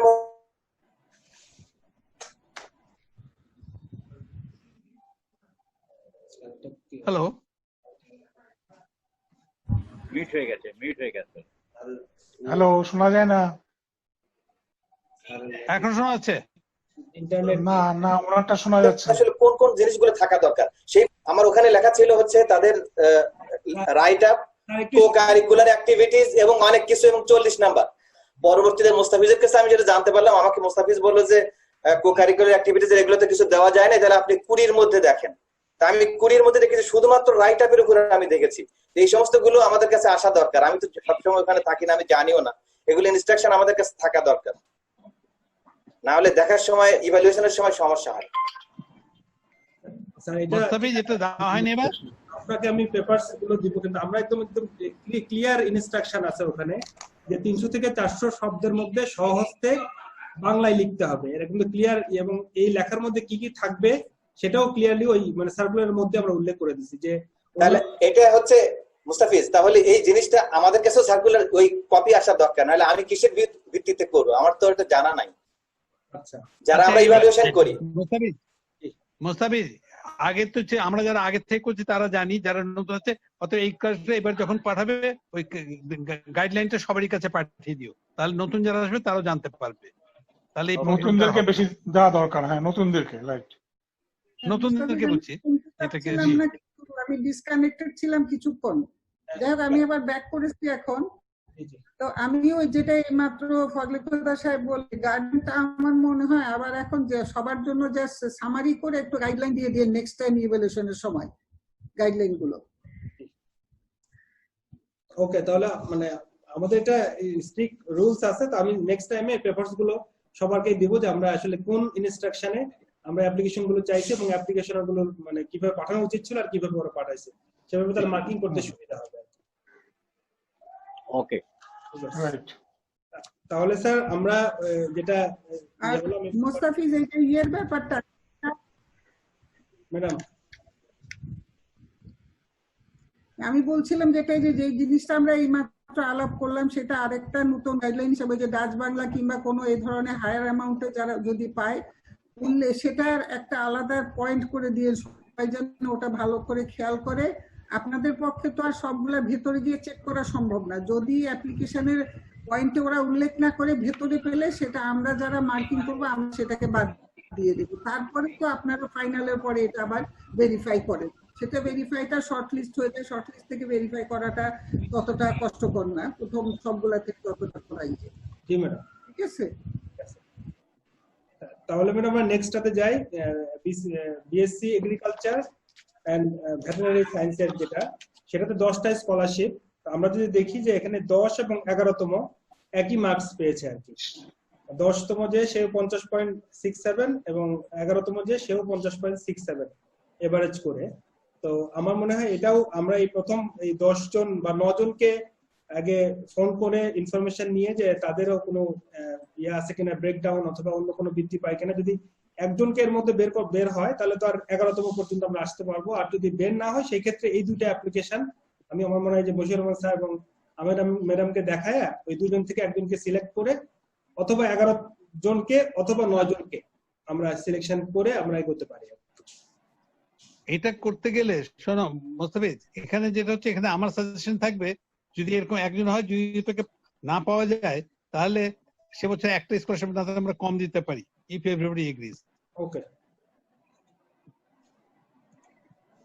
দিতে পারি বেশি একজনকে কম না টাকা আমাদের এখন টাকার পজিশনটা এতে অত ভালো নেই, সেই জন্য বলছি। হ্যাঁ না আমরা এখন 90 লাখ টাকা স্কলারশিপ দিচ্ছি স্যার, সেখানে 18,000 টাকা খুব বেশি না, তারপরেও এটা অনেক। না এরকম একটা তুমি একটাই বলছো, কিন্তু অন্যান্য এতে ফের বাড়তে পারে। এখন 10টা 11টা ক্যাটাগরি আছে, তো সেই জন্য যে আমরা দেখবো যদি এটা হয়ে যায় তাহলে তো একটা, কিংবা এরকম কেস হলে এটাকে মানে সেকেন্ডারি দেওয়া হবে, যেটা কি করবে এর জন্য কমিটিকে আবার নেক্সট দেওয়া যাবে। টোটাল কত যদি সব জায়গাতে পুরো এর মধ্যে 400-450 মধ্যে একজন হচ্ছে, তাহলে একজনকে দিয়ে দিল, দেখা যায় যে না এগুলো 4-5টা হয়ে যাচ্ছে, তখন টাকার একটা প্রবলেম আসবে, তখন ওটাকে ওই বছরের জন্য বাদ দিয়ে নেক্সট ইয়ারের মধ্যে কভার করবে, এরকম করে ধরে আমরা রাখতে পারি। স্যার আমার প্রিভিয়াস এক্সপিরিয়েন্স হলো যে এগ্রিকালচার থেকে নরমালি রিঅ্যাডমিশন নিয়ে মেডিকেলে অথবা ডেন্টালে কেউ যায়। আমার ধারণা যে এই 10 জন বা এই প্রথম 11 জনের মধ্যে 1-2 জন নিশ্চয়ই পাওয়া যাবে যে যারা অন্য বৃত্তি পায়, অথবা অন্য বৃত্তি না পেলেও দেখা যায় রিঅ্যাডমিশন নিয়ে অন্য ক্যাটাগরিতে চলে গেছে। তো এটা স্যার আমরা একটু খোঁজ নিয়ে তারপরে 2-1 দিনের মধ্যে শেয়ার করবো। সেই না যেগুলো নরমালি এটা সেগুলোকে জি ম্যাডাম আমার একটু ব্যক্তিগত আমি বলতে চাচ্ছি। হ্যালো বলেন, শুনতে পাচ্ছি, শুনতে পাচ্ছি। যেটা মুস্তাফিজ বলল যে এটা মানে আমারও এক্সপেরিয়েন্স ইয়েতে থাকার সময় যে মেডিকেলে কিংবা ইঞ্জিনিয়ারিং এ চান্স পাওয়ার জন্য এগ্রিকালচারে ভর্তি হয়ে আবার পরের বছর দেয়। এই ধরনের কেসগুলো আমার মনে হয় আমাদের এটা একটা প্রিন্সিপাল হওয়া উচিত যে আমরা এটা কনসিডার করবোই না, কারণ সে প্রথম বছরে একটা সিট নষ্ট করেছে, পরের বছরে একটা সিট নষ্ট করতে যাচ্ছে, তো he should not be given that chance. এটা আমার ব্যক্তিগত, এখন আপনারা আপনাদের কি মত বলতে পারেন। আমি কিন্তু ব্যক্তিগতভাবে আমি ক্লাসে আমার ছেলেদেরকে স্টুডেন্ট যেরকম পেলে আমি তাদেরকে বলতাম যে আমি তোমাকে আমার ক্লাসে দেখতে চাই না। একটা সিট নষ্ট 1 বছর করে পরের বছর আবার একটা সিট নষ্ট করার জন্য সে যাবে, এবং সেখানে না পেলে he would come back, otherwise he was not going to come back. তাহলে এই সিটটা কিন্তু পুরোপুরি হয়ে গেল, একটা ডিজার্ভিং ছেলে ঢুকতে পারলো না, এটা খুব অন্যায় কাজ। আচ্ছা এখানে আমাদের যেটা আছে যে রিঅ্যাডমিশন নিতে গেলে কিন্তু আমরা তো সাধারণত কনসিডার করি না মুস্তাফিজ, কারণ তাদের তো বলা আছে যে যারা পাসিং এ দেওয়া থাকে, যারা রিঅ্যাডমিটেড হয় তাদেরকে কনসিডার করা হয় না, রিঅ্যাডমিটেড হলে তাদের কনসিডার করা হয় না, রিঅ্যাডমিটেড তো কনসিডার হবে না, কারণ যে তাদেরকে পাসিং ইয়ারের উপর বেস করে আমরা স্কলারশিপ দেই। যারা 3 বছর আগে পাস করছে তারপরে যদি ভর্তি হয় তখন তো আমরা দিই না। বিএসসি পাস করে এসে যদি ঢোকে তাদেরকে তো কনসিডার করা হয় না। ঠিক, এটা তো আমাদের নিয়ম আছে, এগুলো আমাদের করি না স্যার, কনসিডার করি না, রিঅ্যাডমিশন কে কনসিডার করি না স্যার। হ্যাঁ তো সেই জন্য তারা এইভাবে রিঅ্যাডমিশন হতে গেলে এরা যেতে পারে, কিন্তু তা বরং যদি কেউ রিঅ্যাডমিশন যেটা আমি দেখেছি যে আমরা ওই যে ফলো আপ করার জন্য আমরা রেখেছি, ফলো আপ করতে দেখা যায় রিঅ্যাডমিশনে তবু আমরা স্কলারশিপ দিয়ে গেছি ওদিতে, তো সেইটা করব না। যদি এগ্রিকালচার থেকে সেই রিঅ্যাডমিশন অন্য জায়গায়, যার জন্য এখন আমরা প্রতি বছরের রেজাল্টটা দেখে এটা করি, মানে রিনিউ করি, তো এটাকে এগুলো কেসকে এইভাবে অতীতেও এসছে এবং আমরা এগুলোকে অ্যাকশনস নিয়েছি যাতে এগুলোতে আমাদের ডুপ্লিকেসি না হয় বা হয়। তো ম্যাডাম আপনার সঙ্গে আমি একমত যে কিন্তু যে এটা দেওয়া না, এবং সেই জন্য আমাদের রুলসে তারা পায় না, কারণ যে পরে যদি রিঅ্যাডমিটেড হয়ে কেউ যায় তো he loses his earlier scholarship also. Right, okay fine. আমরা next BSc engineering, BSc engineering এ টোটাল অ্যাপ্লিকেশন ছিল 53টা, এর মধ্যে ওইভাবে আমরা এটাকে এক্সেল স্প্রেডশিটে তৈরি করে 25তম পর্যন্ত, যদি আমরা কোনো অসুবিধা নাই, 26তম কম নাম্বার পেয়েছে, তো 25তম পর্যন্ত আমরা এটা ফার্স্ট 25 জন আমরা এটাকে আপাতত সিলেক্ট করে রাখতে পারি, এবং অন্যান্যটা গুলোর মতোই যে আমরা এদের সাথেও যোগাযোগ করব, যদি কোনো মানে পাই কিছু খুঁজে পাই তখন আমরা পরের গুলোতে চিন্তা করবো। ওই একই নিয়মে, রাইট। এটার কত নাম্বার হয়েছে ম্যাক্সিমাম? 25তম যে সে নাম্বার পেয়েছে 48.67, 48.6। 24তম যে সেও তাই পাইছে, কিন্তু 26তম যে সে 48.33 পেয়েছে। ওকে নো প্রবলেম, ঠিক আছে। আমরা তারপরে যেতে পারি বিএসসি টেক্সটাইল ইঞ্জিনিয়ারিং, এখানে স্কলারশিপের সংখ্যা 5, আমরা অ্যাপ্লিকেশন পেয়েছিলাম 17টা, তো এর মধ্যে প্রথম 5 জনকে নিতে গেলেও কোনো অসুবিধা নাই, কারণ পঞ্চমতম যে সে 48.67 নাম্বার পেয়েছে, আর মানে 6তম যে সে 48.33 নাম্বার পেয়েছে। তো প্রথম 5 জনকে নিলে আমাদের কোনো অসুবিধা নাই। তো ইঞ্জিনিয়ারিং আর ইঞ্জিনিয়ারিং দুটো মিলে গেছে, হ্যাঁ 48.6 নাম্বারও মিলে গেছে। হ্যাঁ সেই তো। আচ্ছা, তারপরে স্যার আসলে এমবিবিএস এ আমাদের স্কলারশিপের সংখ্যা হলো 25টা, আমরা টোটাল অ্যাপ্লিকেশন পেয়েছি 53টা। এখানেও যদি আমরা 25তম পর্যন্ত নেই তাহলে কোনো অসুবিধা নাই, কারণ 25তম যে সে 50 নাম্বার পেয়েছে, আর 26তম যে সে 49.67 নাম্বার পেয়েছে। তো 25তম পর্যন্ত যদি নেই তাহলে আমাদের কোনো অসুবিধা নাই। ওকে, গুড। ওকে, তারপরে আসলো বিডিএস এ অ্যাপ্লিকেশন, আমরা 5টা স্কলারশিপ 11টা স্কলারশিপ অ্যাপ্লিকেশন পেয়েছিলাম। তার মধ্যে 5 জনকে যদি আমরা নেই তাহলে কোনো অসুবিধা নাই, কারণ পঞ্চম যে সে 50.67 পেয়েছে, আর 6তম যে সে 50 নাম্বার পেয়েছে। তো মানে পঞ্চম পজিশনে যে আছে সেই পর্যন্ত নিলে আমাদের কোনো অসুবিধা নাই। রাইট, ওকে। মোস্তাফি বিএসসি অনার্স এর একটু বলবা, নাম্বারটা লাস্ট নাম্বারটা কত হয়েছে? বিএসসি অনার্স, হ্যাঁ বিএসসি অনার্সে যে 25তম যে সে নাম্বার পেয়েছে 44, আর 26তম যে সে 43। আরে 44টা, বাট অলমোস্ট আদার 5 সেক্টর তারা দেখা যায় 50, 48 পর্যন্ত গেছে। ভেরি গুড ইভালুয়েশন আমার কাছে মনে হচ্ছে। জি অলমোস্ট সেম নাম্বার আপনারা যে ইভালুয়েশন করছেন, মানে কাছাকাছি নাম্বার। ঠিক আছে। এরপরে স্যার আমরা টেক্সটাইল গেল, এরপরে হলো শেষ হয়ে গেছে তোমার? জি, বিডিএস 6টা ক্যাটাগরি, বিডিএস শেষ করলাম, 6টা ক্যাটাগরি গেল। এরপরে বিএতে আমরা টোটাল অ্যাপ্লিকেশন পেয়েছিলাম 106টা, মানে ভ্যালিড অ্যাপ্লিকেশন। বৃত্তির সংখ্যা হলো 15টা। তো আমরা দেখতে পাচ্ছি যে 12 থেকে 18তম সবাই সেম নাম্বার পেয়েছে। 12 থেকে 18তম। তো আমরা মানে আমরা প্রথম এই 18 জনের সাথে আমরা ফোনে যোগাযোগ করব। এর মধ্যেও যদি কেউ এই রিঅ্যাডমিশন, অনেক সময় দেখা যায় যে একটু হয়তো আমি দুর্বল বলবো না, মানে আমাদের দৃষ্টিতে কেউ যদি ইসলামিক স্টাডিজ অথবা হিস্ট্রি অথবা এরকম সাবজেক্টের পরে পরের বার আবার ইকোনমিক্স নেওয়ার জন্য অথবা সোশ্যাল ওয়েলফেয়ার নেওয়ার জন্য আবার রিঅ্যাডমিশন দেয়, এরকম যদি কেউ পায় এবং কেউ যদি অন্য বৃত্তি পায় সেটাকে খুঁজে দেখি। দেওয়ার পরও যদি এরকম 2-3 জন থাকে যে মানে একই নাম্বার, তখন এটা আমার মনে হয় 2-3 জন মানে বশির রহমান স্যার আমিনা ম্যাডামকে দেখায় আমরা ওই 2-3 জনের মধ্যে সিলেকশনটা ফাইনাল করে ফেলবো। কিন্তু 2-3 জন যদি একই নাম্বার হয় আমরা কি বেসিসে সিলেকশন করব, সেটা সবাই একটা মত দিলে ভালো হয়। তবে আমার মত, আমাদের এই বিএতে এতজন ক্যান্ডিডেট, আমাদের অ্যাপ্লিকেশনের সংখ্যা মানে স্কলারশিপের সংখ্যাটা একটু কমই। জি সেই জন্য এই ক্ষেত্রে কি আমরা আর একটু চিন্তা করতে পারি? এখানে কতজনকে আমরা স্কলারশিপ দেই? বাজেটে অ্যালাউ করবে কিনা বাড়ানো, যদি সত্যি ডিজার্ভিং তাহলে আমরা কি বাড়াতে পারি কিনা সেটা চিন্তা করা যায় কিনা।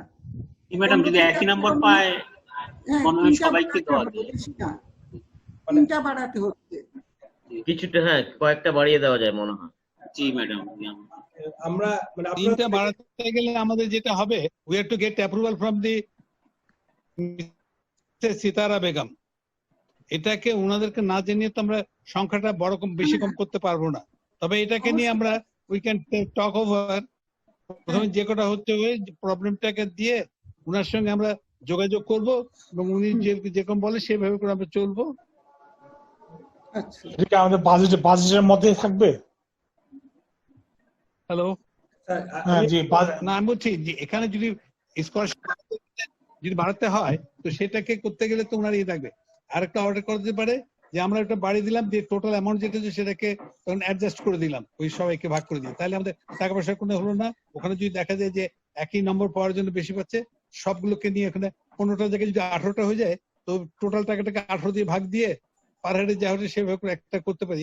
তো এটাকে নিয়ে আমরা পরে চিন্তা করে দেখে একটা কিছু করা যায়। এটার ইউনিকনেসটা থাকবে না স্যার, ওইটা আমার মনে হয় না। আইদার ওয়ে তাহলে আপনি বেগম সিতারার সাথে আইদার ওয়ে আলাপ করে দেখেন, উনি যেটা এগ্রি করে সেটাই করেন। হ্যাঁ সেটাই করা যাবে। আমাদের কিন্তু যে কটা ক্লিয়ার আমাদের কিন্তু স্যার মোস্তাফিজ জি মোস্তাফিজ যে কটা ক্লিয়ার হয়ে যাচ্ছে সে কটা অ্যাপ্রুভ ধরো, আর বাকিটার জন্য যে থাকলো সেটা নিয়ে আমরা এটা আলাপ করে তারপরে আমরা ওটাকে ডিসাইড করব। আর এখানে যদি 18 মানে 3টা কিন্তু বেশি হচ্ছে, যদি 18 দেখা যাবে যে এই 18-এর মধ্যে 3টা এরকম অ্যাপ্লিকেশন পাওয়া যাবে যে বাদ দেওয়ার মতো অ্যাপ্লিকেশন হয়তো বা পাওয়া যেতে পারে, সেক্ষেত্রে তার কোনো সমস্যা নেই। না না ওটা তো করতেই ছিল, এ থেকে এছাড়া থাকলো এখানে যেটা হচ্ছে যেগুলো যে বাদ দেওয়া যে করে দেয় তাই তো হয়ে গেল, তারপরে করতে যে যখন করতে গেলে তাহলে আমরা থাকলো যতগুলো করা যায় যেগুলো সেম নাম্বারে অনেক বেশি হয়ে যাচ্ছে সেইটাকে সে কটা বাজে তার উপর দিয়ে দেওয়া হলো, আর পরেরটার জন্য আমরা ডিসকাস করে হয়তো 3টা বাড়ানো হবে, আর যদি এক্সক্লুড হয়ে যেতে এক্সক্লুড হয়ে গেল তাহলে তো আর কোনো প্রবলেম থাকছে না। আমি একটু বলি স্যার, আমাদের কিন্তু ভিত্তিটা মাত্র 7টা ক্যাটাগরিতে ছিল, আসলে 4টা ক্যাটাগরিতে ছিল, সেটা আমরা ভাগ করে ক্যাটাগরাইজ করে 7টা করলাম পরে, মানে সায়েন্সটাকেই 4টা ছিল, মানে ইঞ্জিনিয়ারিং, মেডিকেল, তার মধ্যে ডেন্টাল ছিল, ইঞ্জিনিয়ারিং এর মধ্যে টেক্সটাইল ছিল, বিএসসি অনার্স তার মধ্যে এগ্রিকালচার ছিল, আর এইচএসসি, 4টা ক্যাটাগরি ছিল প্রথমে। তারপর সেটাকে আমরা ভাগ করলাম যেন সব ক্যাটাগরি থেকে পায়, 7টা করলাম, যে ইঞ্জিনিয়ারিং ভেঙে 30টা ছিল 25টা আর 5টা করলাম, মেডিকেলে এমবিবিএস 30টা ছিল 5টা 25টা করলাম, এইভাবে কি বলে বিএসসি অনার্সকেও ভাগ করে আমরা এগ্রিকালচারটাকে অ্যাড করছি, এইভাবে 7টা হয়েছে। পরে আমরা গত 2 বছর হলে এই যে বিভিন্ন রকম আসলে রিকোয়েস্ট আসে স্টুডেন্টদের কাছ থেকে, টিচারদের কাছ থেকে, যে আমরা আসলে কেন শুধু আর্টস কে কেন বাদ দিচ্ছি, কমার্স কে কেন বাদ দিচ্ছি, তখন আমরা স্যার এই 50টা স্কলারশিপ অ্যাড করেছি। 50টা স্কলারশিপ অ্যাড করার 50টা শুধু না, আবার ওই যে এইচএসসি লেভেলেও আমরা 40টা অ্যাড করেছি, 60টা আর 40টা, এই করে কিন্তু আমাদের বাজেটও বেশ বেড়ে গেছে। তো অসুবিধা নাই, আমরা ওই যে যদি কিছু বাড়াতে হয় অবশ্যই যেটা আপনারা আলাপ করলেন সেটা কিন্তু আমরা আলাপ করে আমরা সিদ্ধান্ত নিতে পারি যে আমরা আরো বেশি লোককে সাপোর্ট করতে পারবো, তাহলে এটা লোক বেশি উপকৃত হবে। তো সাথে সাথে আমাদের বৃত্তির সেলফ সাস্টেইনিটি যেটা, সেটাও চিন্তা করতে হবে যে আমাদের আসলে ক্ষমতা কতটুকু আছে। সেটাই, ওটা একটা ইম্পর্টেন্ট জিনিস। হ্যাঁ আমি জাস্ট একটু জানতে চাচ্ছিলাম, এই যে বিএ অনার্স কিংবা বিএসসি সবার অ্যামাউন্টটা কি একই স্কলারশিপে? একই ম্যাডাম, বছরে 18,000 টাকা সবার সেম একদম।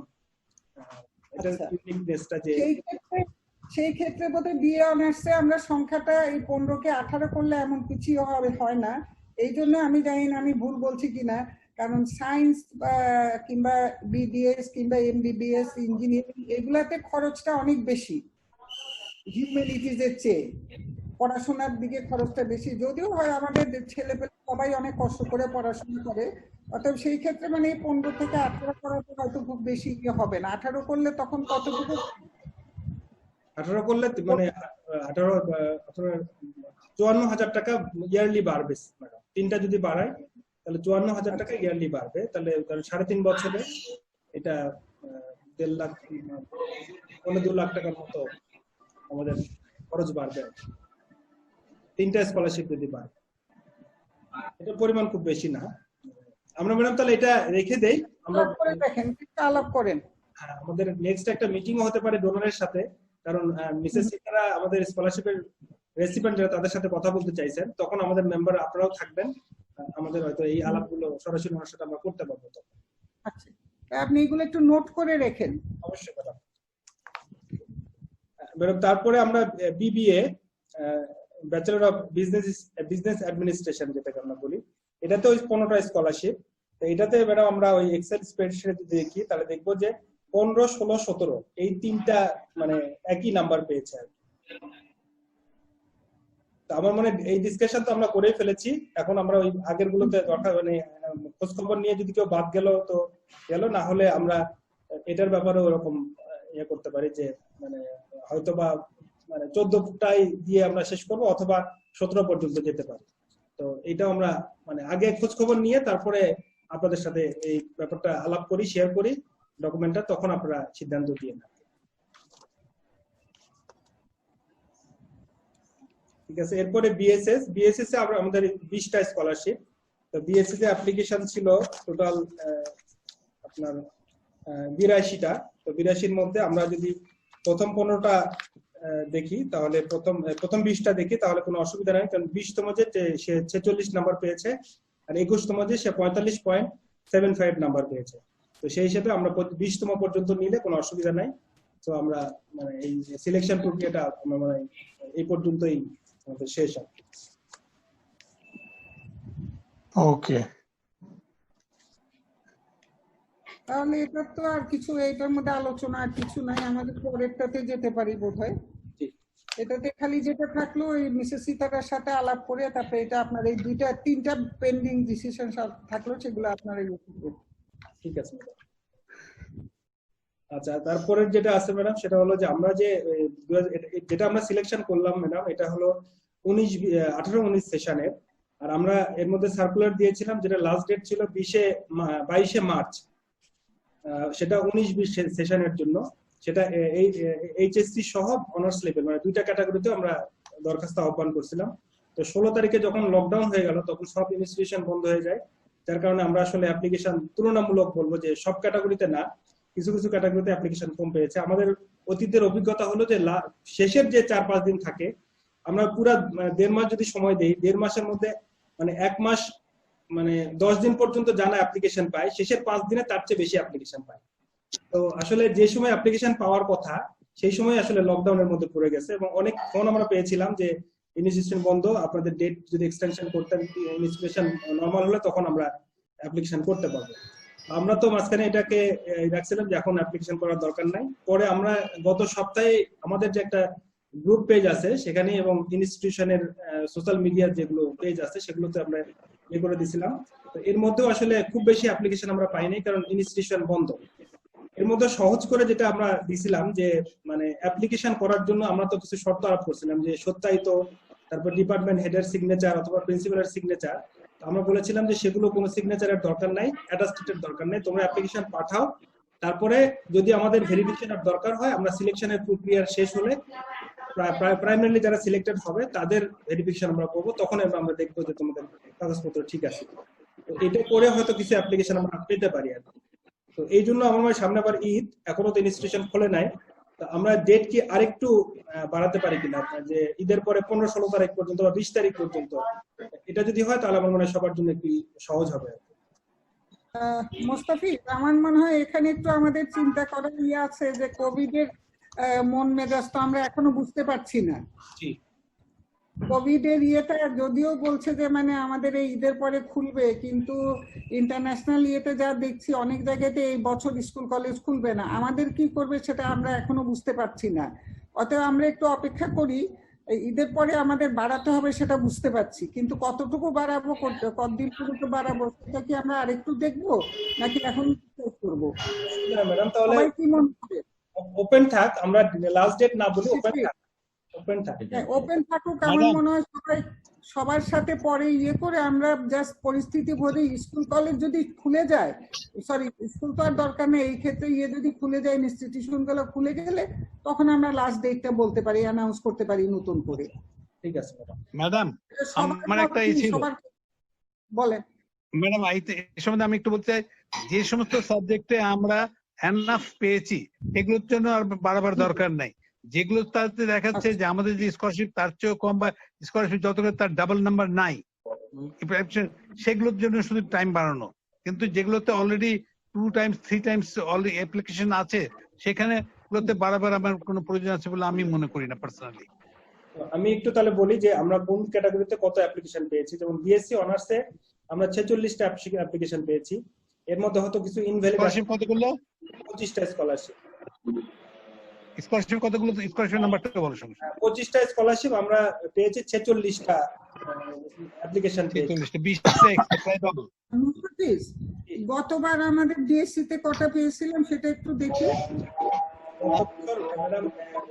এটা মাত্র চেক করলাম, এখানে কয়টা পেয়েছি? 41।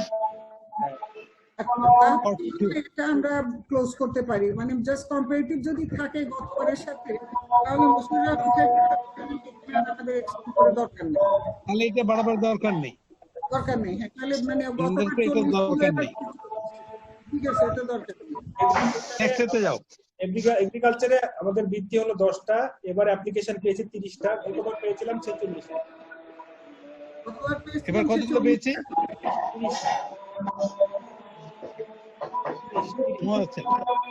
30টা 30। বৃত্তির পরিমাণ 10টা, গতবার পেয়েছিলাম 46টা, এবার পেয়েছি 30টা। এগ্রিকালচার আর ভেটেরিনারি সায়েন্সের কথা আমরা একটু এটা সময়টা বাড়াতে অগাস্ট মাস পর্যন্ত থাকবো। ঠিক আছে, তাহলে আমরা এগ্রিকালচারে একটু সময় বাড়াতে পারি, গতবারের চেয়ে তো কম ব্যাপার। আমি একটু কথা বলতে পারি এ ব্যাপারে? আমি একটু কথা বলতে চাচ্ছিলাম। মুস্তাফিজ, এটা আসলে আমাদের লাস্ট ডেট যেটা ছিল সেটা কি কোভিড অবস্থার মধ্যে পড়েছিল? লাস্ট ডেট যেটা ছিল পড়েছিল স্যার। যদি তাই হয়ে থাকে, আমাদের প্রতিষ্ঠানগুলোতে আমরা যেটা সাধারণত করি, কখনো যদি এরকম কোনো কিছু ছুটির মধ্যে পড়ে যায় কোনো অস্বাভাবিক অবস্থার মধ্যে, এটার জন্য অবশ্যই এক্সটেনশন করতে হয়, কারণ লাস্ট ডেটের দিকে অনেকেই করে, এখন তারা পরের দিকে করতে পারে নাই, হয়তো তারা তো এখান থেকে বঞ্চিত হবে। যদি বাড়ানোই হয়, আমার মনে হয় সবার জন্যই বাড়ানো। কম্পিটিশন বিষয়ে তো সমস্যা নেই, আমাদের তো কোনো সমস্যা নাই, ওদের জন্য বাড়ালে ওদের জন্য বাড়াতে পারি, আমরা সবার জন্যই বাড়াতে পারি। সাধারণত আমরা লাস্ট ডেটে যে দরখাস্ত করার লোকজন অনেক থাকি, বাঙালির অবস্থা তো আমাদের। ওপেন থাকলে বাঙালি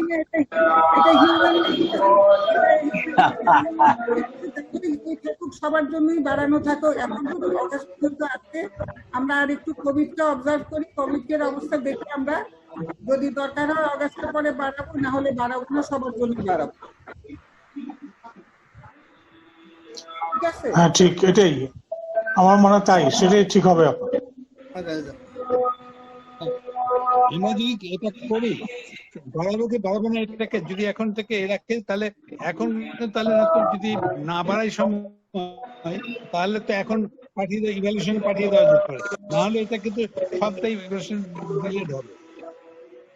আমাদের যেমন বিডিএস এ আমাদের অ্যাপ্লিকেশন আছে মাত্র একটা, মানে স্কলারশিপ হলো 5টা। স্কলারশিপ আমরা 4টা অ্যাপ্লিকেশন পেয়েছি। এই দুটা ক্যাটাগরিতে আসলে সবচেয়ে কম। এমবিবিএস এ 25টা স্কলারশিপ অ্যাপ্লিকেশন পেয়েছি, 29টা।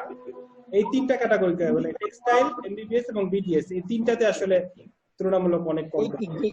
ওইগুলো তো বাড়িয়ে দাও, অন্য যেগুলো নাই সেগুলো খামকে সমান হবে, এখন আমরা কাজ করতে পারবো।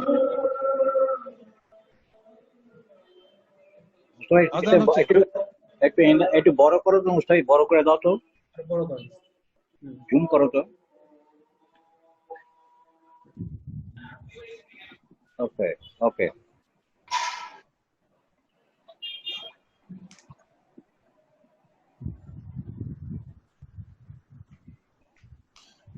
তিন থেকে 6 পর্যন্ত সিরিয়াল গুলোতে কম পাওয়া গিয়েছে। আছে, বিএসসি ইঞ্জিনিয়ারিংটাও বেশ কম, আর ওই তিনটা তো কমই আছে, বাকিগুলো যথেষ্ট অ্যাপ্লিকেশন আছে, নাম্বার অফ মানে যত স্কলারশিপ তুলনায় অ্যাপ্লিকেশন যথেষ্ট আছে বাকিগুলোতেই। মানে যেটা 12 নম্বর ম্যাডাম, সেটা তো একটু কম, কারণ আমরা এটাতেও 100-র উপর অ্যাপ্লিকেশন পাই। কমার্স যেটাতে 20টা স্কলারশিপ, সেটাতে কমার্স তো কম। আচ্ছা, আসলে অস্বাভাবিক অবস্থাটাকে বিবেচনায় নিয়ে সময়টা একটু বাড়ানো সবার জন্যই দরকার, যেহেতু লাস্ট ডেট ওটার মধ্যে পড়ে গিয়েছিল। এটাই সাধারণত করে ইনস্টিটিউশন গুলো। আমরা প্রচুর ফোন পেয়েছি ম্যাডাম, প্রচুর ফোন পেয়েছি, কিন্তু যে মানে বা টেক্সট করছে, ইমেল করছে যে আমরা অ্যাপ্লিকেশন করতে পারি না, সেই হিসাবে ম্যাডাম আপনারা সবার জন্যই বাড়ায় দেওয়া উচিত, দিলে ভালো হয় মনে হয়। কারণ অ্যাপ্লিকেশনে একটা সমস্যা তো ইনস্টিটিউশনের হেডের সিগনেচার এবং অন্যান্য জিনিসও। এটা কি ম্যাডাম আমরা করতে পারি কিনা, যে আপাতত ওরা ওই ফর্মটা ফিল আপ করে ও ডকুমেন্ট গুলো সাথে দিক, আমরা ইভালুয়েশন করি, তারপরে যারা সিলেকশনের পর্যায়ে প্রথম দিকে থাকবে তাদেরটা যদি সিগনেচার ছাড়া পাই, তাহলে আমরা সেটা একটু ভালো করে চেক করবো যে আসলে সে জেনুইন থেকে সেটা করা যায়, সেটা খারাপ না। জি, অনেকে কিন্তু ফোনে রিকোয়েস্ট করতেছে তারা অনলাইনে পাঠাতে পারবে কিনা, এখন আপনারা যদি অনুমতি দেন তাহলে ওরা স্ক্যান করে বা ফটো তুলে ইমেল করে দেবে, এটা আরো সহজ হয় আর কি, কোনো কুরিয়ার করে অ্যালাউ করা উচিত না মনে হয় আর কি, ওরা ইমেল করে দিবে। অনলাইন এটাকে এটা করে দেয়, অনলাইন অ্যাকসেপ্ট করতে অসুবিধা নাই, অনলাইন যদি করে নিয়ে এখানে আমরা এখানে প্রিন্ট আউট করে নিলাম অ্যাপ্লিকেশন গুলো, এটা অনলাইনটাকে অ্যাপ্রুভ করে দেওয়া যায় বলতে। তাহলে আমরা অনলাইনে অনলাইন আমারও মনে হয় যে অনলাইনেটা অ্যাপ্রুভ করানোটা, এটা আমরা এখানে প্রিন্ট করে নেব, থাকলো ওটা দেখে। রাইট, ঠিক আছে, তাহলে আমরা আমাদের ওই আমরা এটা উল্লেখ করে দিই যে অনলাইনে পাঠাতে কোনো অসুবিধা নাই, যারা যারা করতে Right. তারা মানে অনলাইনে করে ফেলতে পারবে। Without- অনলাইনেও করতে পারবে, hard copy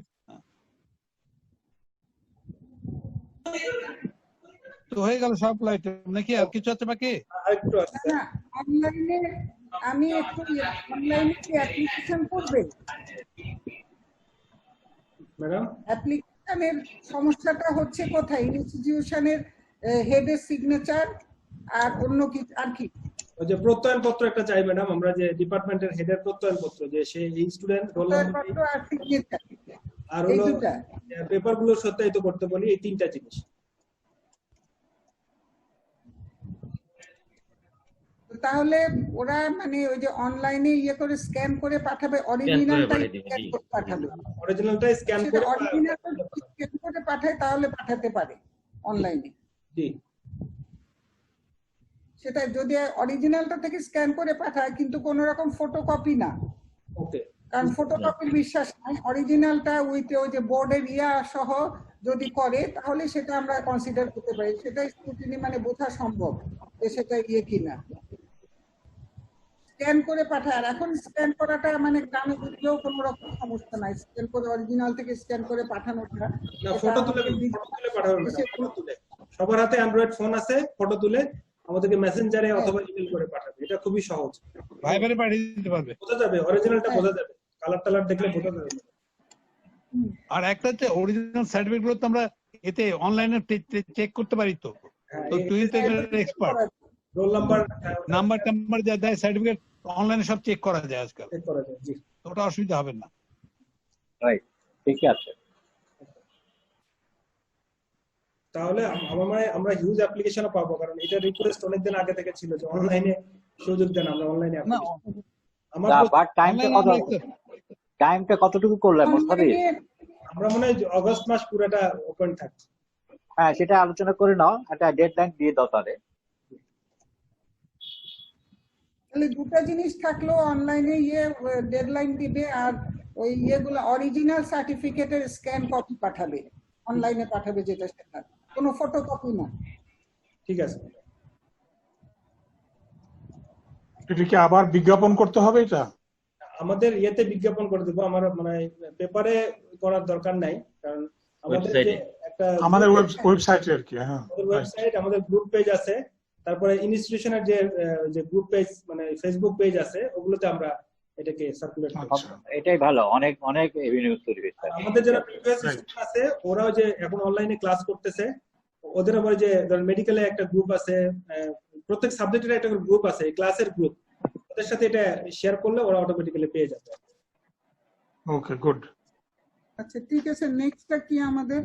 madam disbursement of scholarship মানি, এটা ম্যাডাম আমরা যে সিলেক্ট করবো 145 জন, তাদেরকে দিতে হবে। আগের 343 জন আছে, তাদেরকে বৃত্তি দিতে হবে। তো যেটা গত মানে যে বশির রহমান স্যার আমাদেরকে ইনস্ট্রাকশন দিয়েছিলেন যে রেজাল্ট কালেক্ট করার জন্য, আমরা 210 জনের রেজাল্ট অলরেডি পেয়ে গেছি।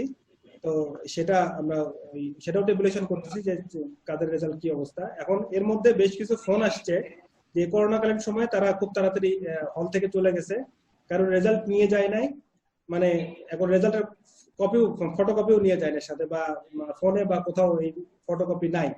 কিন্তু এই করোনাকালীন সময় আসলে তো আমরা ওই যে খাবারের প্যাকেট ট্যাকেট দিলাম, তো প্রচুর ছেলে মেয়ের কিন্তু প্রচুর ক্রাইসিস যাচ্ছে, ফ্যামিলিতে অত খাবারের কেনারও পয়সা অনেকের নাই। তো সেই ক্ষেত্রে আমরা যাদের পাইছি মানে 210 জনের তো পাইছি, এবং যাদেরটা পাই নাই তাদেরটা মৌখিক ভাবে যে তারা সিজিপিএ কি আছে বা কারেন্ট রেজাল্ট কি, তাদের মুখস্থ তো অ্যাটলিস্ট আছে, সেরকম একটা নিয়ে আমরা যে ওরা ইনস্টিটিউশন খোলার পর তারা মূল কপিটা দিবে বা মানে ওটার ফটোকপি সত্যায়িত করে দিবে। আপাতত স্কলারশিপটা আমরা এই 343 জন এবং 145 জন যারা হবে নির্বাচিত, তাদের স্কলারশিপটা ইমিডিয়েট দিতে পারি কিনা, আপনারা যদি ইয়ে করেন তাহলে আমরা প্রস্তুতি নিব। মোস্তাফিজ, এখানে আমি বলছি যাদের যে 210 জন যাতে পেয়েছো, তাদের মধ্যে যদি দেখা যায় they have got they qualify for the renewal, তাদেরকে রিনিউয়াল দিয়ে দিলে। যারা রিনিউয়াল কোয়ালিফাই করে না তাহলে তাদেরকে হোল্ড করো, তাদের জন্য যদি কিছু কনসিডার করে সেটা পড়ে, কিন্তু যারা কোয়ালিফাই করে তাদেরকে দিয়ে দাও।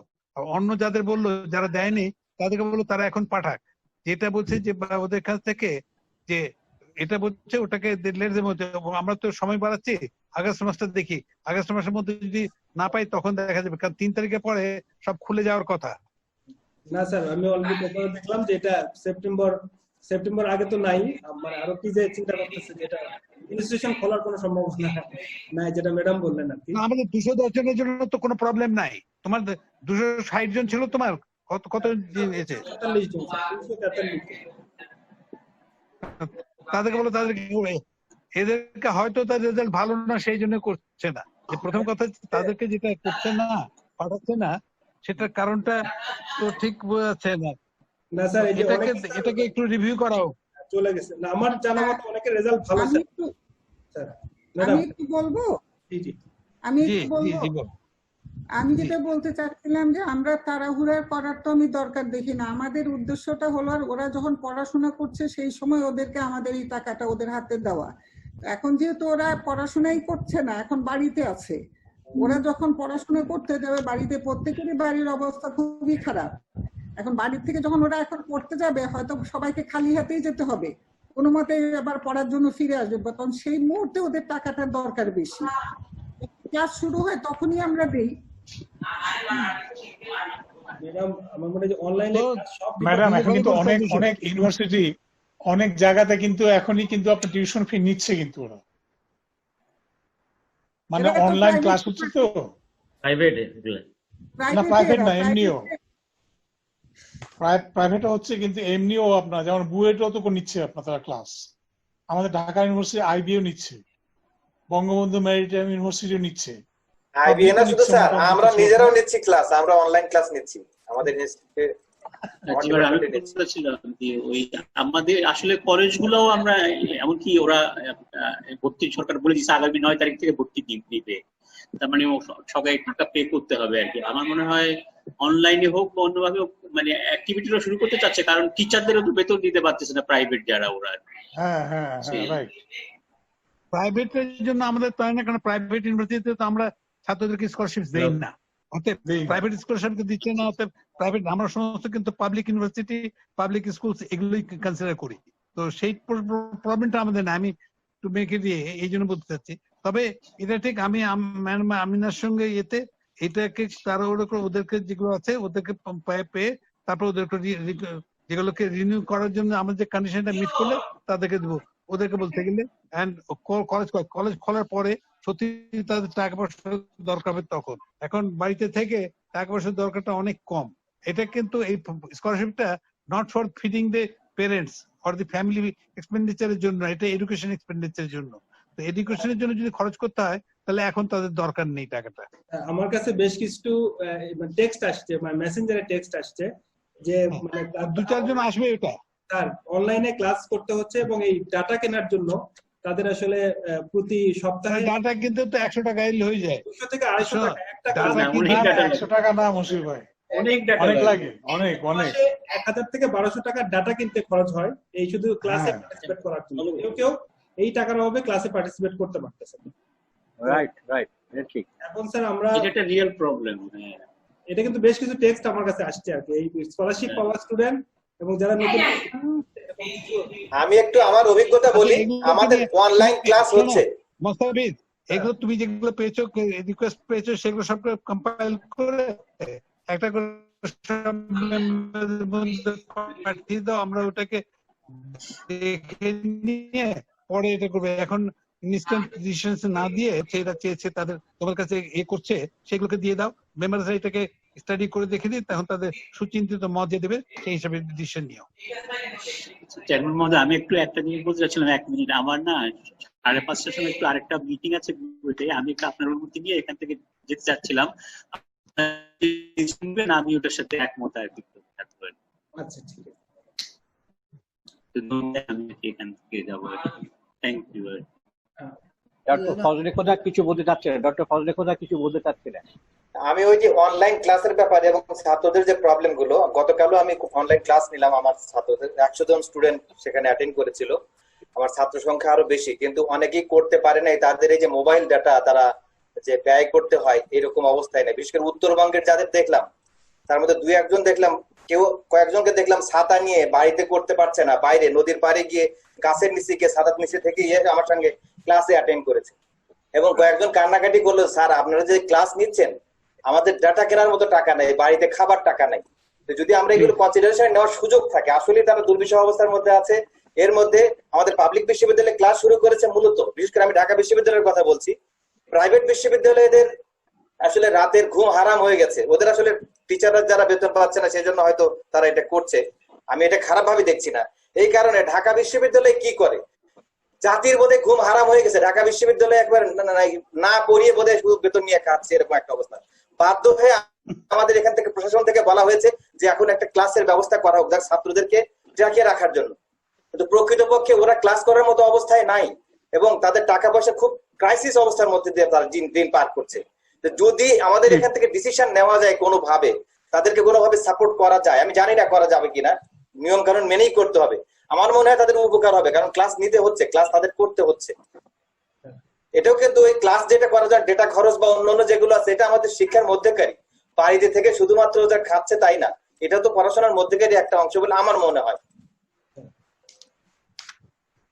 এই জন্য তো একটা প্রস্তাবও আছে আমাদের যে ডেটা কেনার জন্য ওদেরকে কিছু হেল্প করার বোধহয় প্রস্তাব দিয়েছে স্যার, আসলে এখন পর্যন্ত কিছু হয় নাই, প্রস্তাব পর্যন্তই আছে, কিছু হয়নি। ও এইটা মনে হয় একটু করা উচিত। এটা আমি কিন্তু প্রস্তাবটা আমি দিয়েছিলাম আর কি, কারণ আমিও দেখেছিলাম যে ছাত্রদের কি অসুবিধা আর কি, ছাত্রছাত্রীদের। আমরা টিচাররা কেউ ব্যক্তিগতভাবে দুই একজন ছাত্রকে হেল্প করছি, কিন্তু কতজনকে আমরা হেল্প করতে পারবো? রাইট। আমার মনে হয় বোধহয় আমি আমার পক্ষ থেকে যেটা বলেছিলাম সেটা আমি এখন একটু চিন্তা করছি, এই জন্য যেহেতু আমি এখন টিচিং এ সরাসরি নাই, আপনারা যে পিকচারটা দিলেন এটা সম্বন্ধে আমার ধারণা ছিল না। এই মুহূর্তে হয়তো এই অবস্থা যে মানে গ্রাম বাড়িতে গিয়েও ওদের এই অবস্থা, তাহলে বোধহয় আমার কথাটা ইয়ে না করে আবার চিন্তা করলে হয় যে ঠিক আছে আমরা তাহলে কন্টিনিউ করে দিয়ে দিই, ডিসবার্স করতে পারি কিনা।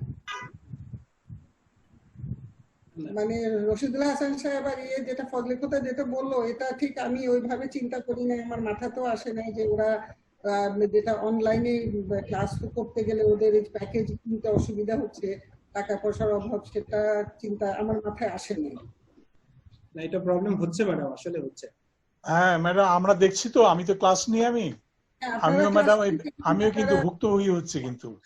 বুঝতে পারছেন আপনারা সেটা আমি এবং হ্যাঁ আমার মনে হলো আজকে আমার ভাইও আমাকে একই কথা বলছিল, ও অনলাইনে ক্লাস নেয়, ও UGC professor Dhaka university class নেয়, ও ছাত্রদের অসুবিধার কথা বলছিল। মেবি উই শুড, আমি যেটা বলেছি সেটা আমার বোধহয় মানে অজ্ঞতারই কিছুটা তাহলে চিন্তা করতে পারি আমরা যে কন্টিনিউ করতে এখন না করে, হেল্ড আপ না করে। মশিউর রহমান সাহেব কি বলেন? না আমাদের প্রতিপক্ষ আমি তো বললাম যে যাদেরকে যে 240 জন ছেলে যেটা 210 জন যে দিয়েছে ডাটা, মানে যাদের তাদেরকে তো আমরা দিতেই পারি, করে দেখে নিলে হবে। আর বাকিদের যেটা আছে তাহলে যে স্পেশাল কেস আমরা সবাইকে দিয়ে দিই। আমরা হচ্ছে যখন এটা একটা হচ্ছে এবছর, তবে দেখবো যারা মানে কোয়ালিফাই করবে না ভবিষ্যতে তারপরে এটা এইটা পেয়ে যাক, তারপর আটকাবো, ওদের তো আটকাবার সময় আছে আমাদের। পাওয়া যায়নি, এটা ঠিক আছে মশিউর ভাই, থ্যাংক ইউ। এটা ভালো হবে স্যার, ঠিক আছে এটা দিয়ে দিই তাহলে। এই করোনা কালে এটাই সিদ্ধান্ত থাক আর কি, তারপরেরটা মনে হয় থাক, এটাই থাকছি। হ্যাঁ ঠিক আছে, তাহলে এটা হলো যে যাদেরকে গতবার যে পেয়েছিল যারা, তাদেরকে যেটা আমাদের দিতে হবে সেগুলো আমরা দিয়ে দেব। এটা ইমিডিয়েটলি এই মাসের মধ্যে সব ঈদের আগে ডিসবার্সমেন্ট করার চেষ্টা করব। Okay sir, good. পরে কি মিসেলেনিয়াস মোস্তাফিজ? জি ম্যাডাম। মোস্তাফিজ আর কিছু আছে? আর মিসেলেনিয়াস এর কথা বললা শুরু করেছিলেন আপনি? না আমি তো সিতারার সাথে শুনলাম ম্যাডাম, সব শুনলাম ম্যাডাম। এরপরে যেটা আমি আগে বললাম যে মিসেস সিতারা, এর মধ্যে আমাদের মানে রাহিমা আপা একটা মিটিং আমাদেরকে যে একটা স্কাইপ বা যে এরকম জুম মিটিং ম্যাডামের সাথে, মানে মিসেস সিতারার সাথে, তো ওটা উনি ডেট দিলে আমরা ছাত্রছাত্রীদের সাথে আমরা কিছু আলাপ করে রাখছি, অনেকে ইন্টারেস্ট দেখাইছে যে আমরা সময় বললে আমরা জুমে যেখানে আছে ওখান থেকেই অ্যাটেন্ড করতে পারবে। কাউকে হয়তো আমরা অফিসে ডাকতে পারি, যেটা মশিউর রহমান স্যার বলছিলেন যে আমরা অফিসেও কাউকে ডাকতে পারি, অথবা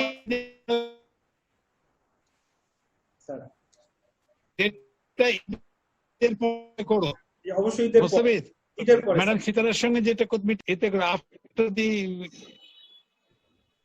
আপনার এদের পরে আলাপ করে আপনার যে আমাদের একটা করবো ম্যাডামকে যখন একটা জুম মিটিং হবে এবং আমাদের এই যে অ্যাওয়ার্ড কমিটির সব মেম্বারদেরকে বলা হবে, রিকোয়েস্ট করা হবে যাতে তারা সবাই এটাতে জয়েন করেন, কারণ তাহলে মানে এর সঙ্গে কথা বলা হবে এবং সবাই ডাইরেক্টলি ম্যাডাম সীতারার সঙ্গে জিনিসটাকে রিজলভ করা যাবে।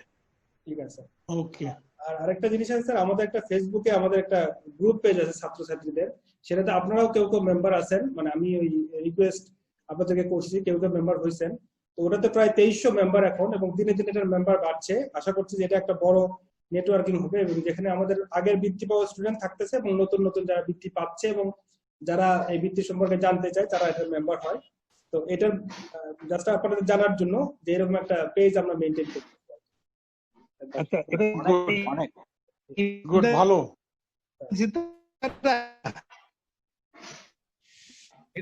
এটা ইমরান সীতারা, তাহলে আমাদের অ্যাডভার্টাইজমেন্ট গুলো এই পেজের মধ্যে দিয়ে দিও। আমাদের যে নতুন স্কলারশিপ পেয়েছে, আমাদের যা কিছু ইনফরমেশন এই পেজের মধ্যে যেন সবকিছু যায়, যাতে এর থ্রুতে অন্য সবাই জানতে পারে, তারা প্রচার করতে পারে। মোস্তাফিজ, তুমি বোধহয় তাই করছো তো বোধহয় এর ভিতরে, তাই না? করছি। হ্যাঁ, রাইট, আমি তো তাই দেখতে পাই। ঠিক আছে, আপনারা যারা মেম্বার মধ্যে তাদেরকে আমি রিকোয়েস্ট পাঠিয়ে দিব, আপনারাও দেখতে পাবেন, কারণ এটা একটু এখন খুব অ্যাক্টিভ একটা ইয়ে হয়েছে। কারণ এখন যে কোনো একটা ইনফরমেশন যখনই দেই তখন অনেকে এটাকে হয়তো না বুঝতে প্রশ্ন করে বা লাইক দিচ্ছে, তারপরে কমেন্ট করতেছে, অন্যদেরকে শেয়ার করতেছে। তো এটা আমাদের ইনশাআল্লাহ স্কলারশিপের নাম আরো স্প্রেড হয়ে যাবে আর কি। মুস্তাফিজ, আমি তোমার ওই ফেসবুক গ্রুপটার ব্যাপারে একটু বলি। আমার সামনে কয়েকবার এসছে, কিন্তু আমার সমস্যা যেটা টেকনিক্যাল একটা প্রবলেম আছে, যেহেতু আমি এখন এক্সিস্টিং টিচার, আমার এখানকার ছাত্ররাও অ্যাপ্লিকেশন করে। আমি ফেসবুকের গ্রুপে চলে গেলে তখন আমার ছাত্ররা প্রত্যেকে নক করা শুরু করে। ইতিমধ্যে আমার কাছে কয়েকজন ফোন করেছে এবং তারা বলে, স্যার আপনি ওটার সাথে যুক্ত আছেন, স্যার আমাদের মানে তদবির।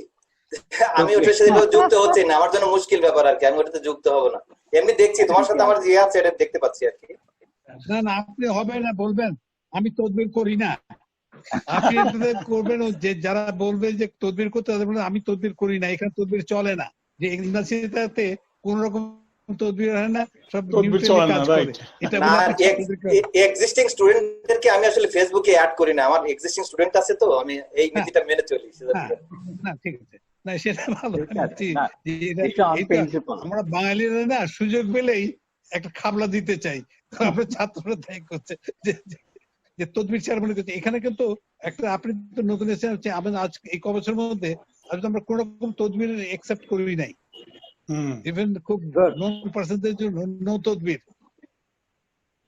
আমি ওদের বলে দিয়েছি, দেখো এখানে তদবিরের কোনো সুযোগ নেই, আমি যতদূর জানি এখানে মেরিট বেসিসেই হবে, আমি সেটা বলে দিয়েছি আর কি। সেটাই আমি বলতে চাই, কনফার্ম করছি।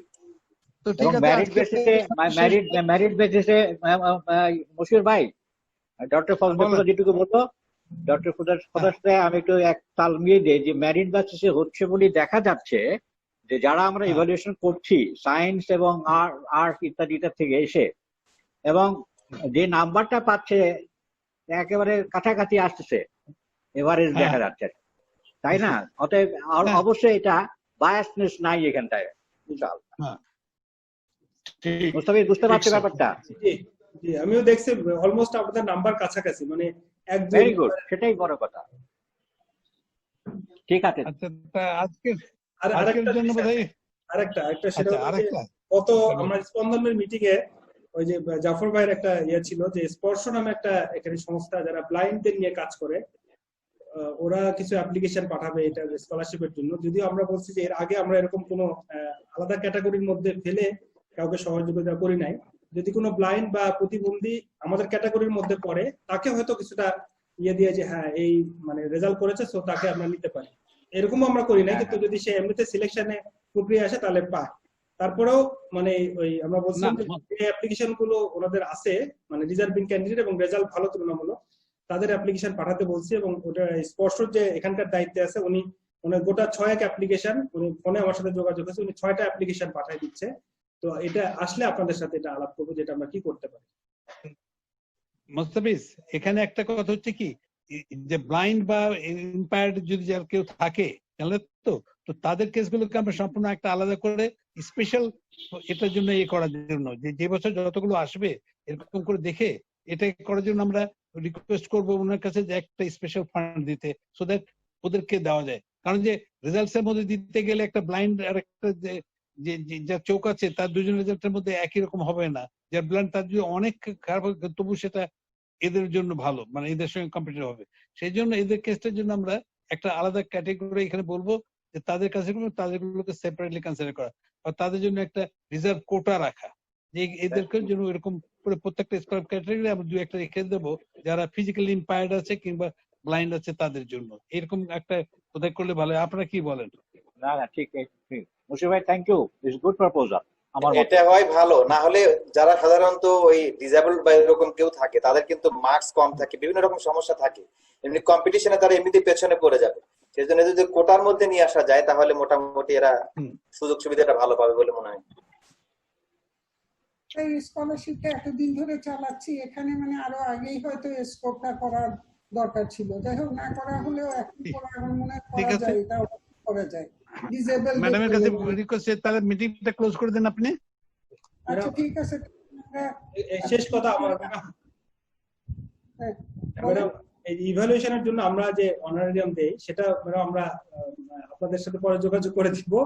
আরেকটা হলো যে আমরা যে এই যে জুম মিটিং করছি এটার ব্যাপারে একটা, কারণ আপনারা তো সময় যদি আমাদের অফিসে আসতে হচ্ছে না বা সেই ক্ষেত্রে জুম মিটিং এর কোনো অনারিয়াম আমরা হ্যালো কি বলছেন করবো কিনা, করা উচিত আমার মনে হয়, যে যেটা আমরা হচ্ছে না। আপনারা তো সময় দিচ্ছেন, শুনতে পাচ্ছেন? এটা হ্যাঁ শুনতে পাচ্ছি। আমার এখানে বক্তব্য কিছু না, কারণ আমার মনে হয় আমরা ইভ্যালুয়েশনের অনারিয়াম যেটা সেটা ঠিক আছে, কিন্তু এই মিটিং এর ব্যাপারে আপনাদের মিনিমাম যেটা সেটা ইয়ে করতে পারেন, মানে আপনার ট্রাভেল ইত্যাদি বাদ দিয়ে মিনিমাম করতে পারেন। না করলেও আমার কোনো অসুবিধা নাই কিংবা আপত্তি নাই, কিন্তু এটা সবার মতামতটা দরকার। আমরা তো খুবই অল্পই ইয়ে করি ম্যাডাম, মিটিং এ অ্যাটেন্ড করলে তো খুবই অল্পই, ওটা সিটিং হচ্ছে না। তো আমার মনে হয় যেটা আমাদের কিন্তু সময় কিন্তু একই রকমই যাচ্ছে প্রায় আর কি। হ্যাঁ, সময় যাচ্ছে। আর এমনি আমি ব্যক্তিগতভাবে বলি যে আমি 2-4 জায়গায় আপনার এরকম ভাবে মিটিং করি, তারা কিন্তু মিটিং বানিয়ে আমার দিয়ে দিয়েছে আর কি। ঠিক আছে। বাট এখানে আমার একটা কথা ছিল যে ম্যাডাম তো চেয়ারম্যান ঠিকই আছেন, কিন্তু মশিউর রহমানের ঘরে যখন আমরা বসি তখন তো একটা চা তো অন্তত পক্ষে খাই, কারণ ভার্চুয়াল মিটিং এ সেটা থেকে বঞ্চিত হয়ে গেছে। আমি মশিউর ভাই খুব নিরাপদে আছেন। আমি নিরাপদে নাই, আমি আজকে আপনারা যদি আমার এখানে সেই মিটিং করতে চান, you are welcome and I assure you of all the treat. না না ভাই, আপনি তো জানেন সেটা আপনার পক্ষে সম্ভব না, আমাদের পক্ষে সম্ভব না, সেজন্য বলে আপনি নিরাপদে আছেন। একটা হচ্ছে কি সিটিং ফি সম্বন্ধে যেটা বলছো না, আমি কি আলাপটা ঠিক শুনতে পাইনি। যে সিটিং ফি প্রশ্ন তো এখানে আলাপ করার কিছু নাই, সবাই সিট করতে সিটিং ফি পাবে, ব্যাস এটাকে তুমি বাসায় পৌঁছাই দিবা, সবাইকে বাসায় পৌঁছাই দিবা, ব্যাস হয়ে গেল। এটা নিয়ে বেশি আলাপ করার দরকার নেই। না ঠিক, থ্যাংক ইউ। তবে যে এখানে করতে গেলে আমরা এই যে ফাটা পাওয়া যায় না, এজন্য আমরা কিছু নিজেরা টাকা দিয়ে এই ডাটা কেনার জন্য ছাত্রদেরকে সাহায্য করতে পারি, এরকম আমরা একটা চিন্তা ভাবনা করবো। এটা পরে তোমার সঙ্গে আলাপ করবো যে হয়তো লোকালি আমরা কিছু করে দিই ডাটা কেনার জন্য ছাত্রদেরকে এ করতে পারি কিনা, সিলেক্ট করে নিয়ে যাদেরকে সত্যি মনে করি খুব গরিব বা করার জন্য, এটা আমাদের পার্সোনাল ফান্ড থেকে করে যে এটা আমি জানতাম না যে এখন এতে যদি এরা যে ডাটার জন্য ক্লাস করতে পারছে না, তো তাদেরকে তো একটা করার কথা, কারণ মানে এটাই মুশির ভাই 2-1জনকে কিন্তু সাহায্য করি আমরা। 2-1জন ছাত্র আছে যাদেরকে মোটামুটি যতটুকু পারি আমি সাহায্য করি আর কি, যতটুকু পারি। সেটা বলছি, সেটা এখন আমরা যদি একটা সবাই মিলে চ্যানেল করে আমরা এখানে স্পন্দন থ্রুতেও এটা একটা করতে পারি কিনা সেটা নিয়ে চিন্তা করে করলে আমরা বসে আলাপ করে দেখতে পারি, করে তখন একটা ইনস্টিটিউশনাল চ্যালেঞ্জ থ্রুতে হয়ে গেল ছাত্ররা পাস। কারণ যে এটা সত্যি মানে একটা মানে ওদের জন্য 1000 টাকা করে মাসে, কারণ যে ওরা যে এটা দেখো, তারপরে আমরা এটাকে এদের ছাত্রদের জন্য যে এতে, কিন্তু গ্রামে সবচেয়ে বেশি যারা শহরে নেই তাদের সবচেয়ে যে সেটা হচ্ছে যে তারা পায় না, ওখানটায় তোমার ইয়ে পাওয়া যায় না, কভারেজ কোনো নাই, কভারেজ তো ফুল আছে, আমরা সমস্ত ভালো শুনতে পাই, কিন্তু আউট অফ ঢাকা অনেক জায়গায় আছে সে কানেকশন পাওয়া যায় না। কোথায় আপনার এই যে বাইরে? জি হ্যালো, বাইরে যে ওই যে সেখানে তো লাইন ভালো পায় না। ডিস্ট্রিক্ট হ্যালো স্যার বলেন, স্যার বলেন, রাসেল স্যার বলেন, এখন বলেন। এখানে খুব বেশি হ্যালো, আমি বললাম যে এটাকে দেখেন যে আমরা স্কলারশিপ ডাটা স্কলারশিপ আমরা দিতে পারি কিনা সেটা কনসিডার করবেন। এটা পরে আমরা আলাপ করবো। আজকে তো অনেক বেশি হয়ে গেছে, ইট হ্যাজ বিন অলরেডি 1.5-2 ঘন্টা হয়ে গেছে। ওকে, তাহলে আমরা মাথায় রাখলাম ডাটা স্কলারশিপ, মাথায় রাখবেন। ডিজিটাল ইন্টেনসিভ, ওটা digital data intensive support, data support, হ্যাঁ ডেটা সাপোর্ট, ডাটা সাপোর্ট আপার ঠিক বলেছেন, ঠিক আছে। আর ডাটা সাপোর্ট ছিল। আমি মিটিং এর হিসাবে আপনাদেরকে আপ্যায়ন তো সবসময় মুশির রহমান সাহেব করেন, তো ডিজিটাল আপ্যায়ন ব্যবস্থা করা যায় না, চিন্তা ভাবনা করে নেই, তারপরে করা যায়। অনেক ধন্যবাদ আপা, অনেক ধন্যবাদ। এটা আমার মনে হয় বেশি দেরি নেই, এটাও হয়ে যাবে। হ্যাঁ হয়ে যাবে, অনলাইনে সব চলে আসবে, ডিজিটাল আপ্যায়ন শুরু হয়ে যাবে। তাহলে আমরা কি আজকে শেষ করব? হ্যাঁ ইনশাআল্লাহ, অনেক সময় হয়ে গেছে। জি আমি একটু বেরিয়ে গেলাম। আচ্ছা ঠিক আছে, আসসালামু আলাইকুম। জি আসসালামু আলাইকুম। আসসালামু আলাইকুম। তা শেষ হয়ে গেল? জি ওয়ালাইকুম আসসালাম, আসসালামু আলাইকুম। শেষ হয়ে গেল? হ্যাঁ আসসালামু আলাইকুম। আপা শেষ হয়ে গেল তাহলে? হ্যালো, হ্যাঁ শেষ হয়ে গেল। ম্যাডাম আছেন? ও ম্যাডাম শেষ হয়ে গেছে। স্যার কিছু বলতে চাচ্ছিলেন, স্যার বলেন, স্যার বলেন। স্যার কিছু বলতে চাচ্ছিলেন মনে হয়। কে আমি? জি না, আমি বলতে চাচ্ছিলাম যে ম্যাডাম এই 4 মাসের মতো প্রায় বাসা বন্দি থাকলাম আর কি, খুব কম বাসার বাইরে বের হই। আল্লাহ তাআলা একদিন পর্যন্ত ভালো রেখেছে। আমরা সবাই একটু দোয়া করি যেন সবাই যেন বাদ বাকি আর যেন 4-5টা মাস আমরা যেন সবাই একটু সুস্থভাবে থাকতে পারি, এই করোনা থেকে মুক্ত হতে পারি। হ্যাঁ এটা দোয়া করি সবার জন্য। জি আমরা যেন আবার একসাথে এরকম মিটিং করতে পারি ইনশাআল্লাহ। ইনশাআল্লাহ জি এভাবে হোক, যেভাবেই হোক, একসাথে আমরা যেন আবার বসতে পারি ইনশাআল্লাহ। বুঝতে পারি, হ্যাঁ। সবাই ভালো থাকবেন। আসসালামু আলাইকুম। ইফতেখার সাহেবকে, তারপরে তুহিন, ওদের সবাইকে আমার হয়ে ধন্যবাদ দিবেন। সবাই মিলে খেটে খুঁটে মিটিংটা ভালোই হয়েছে। আশা করি প্রয়োজন হলে এরপরে আমরা করতে পারবো অন্যান্য। ইনশাআল্লাহ। আল্লাহ হাফেজ। ওকে, ঠিক আছে।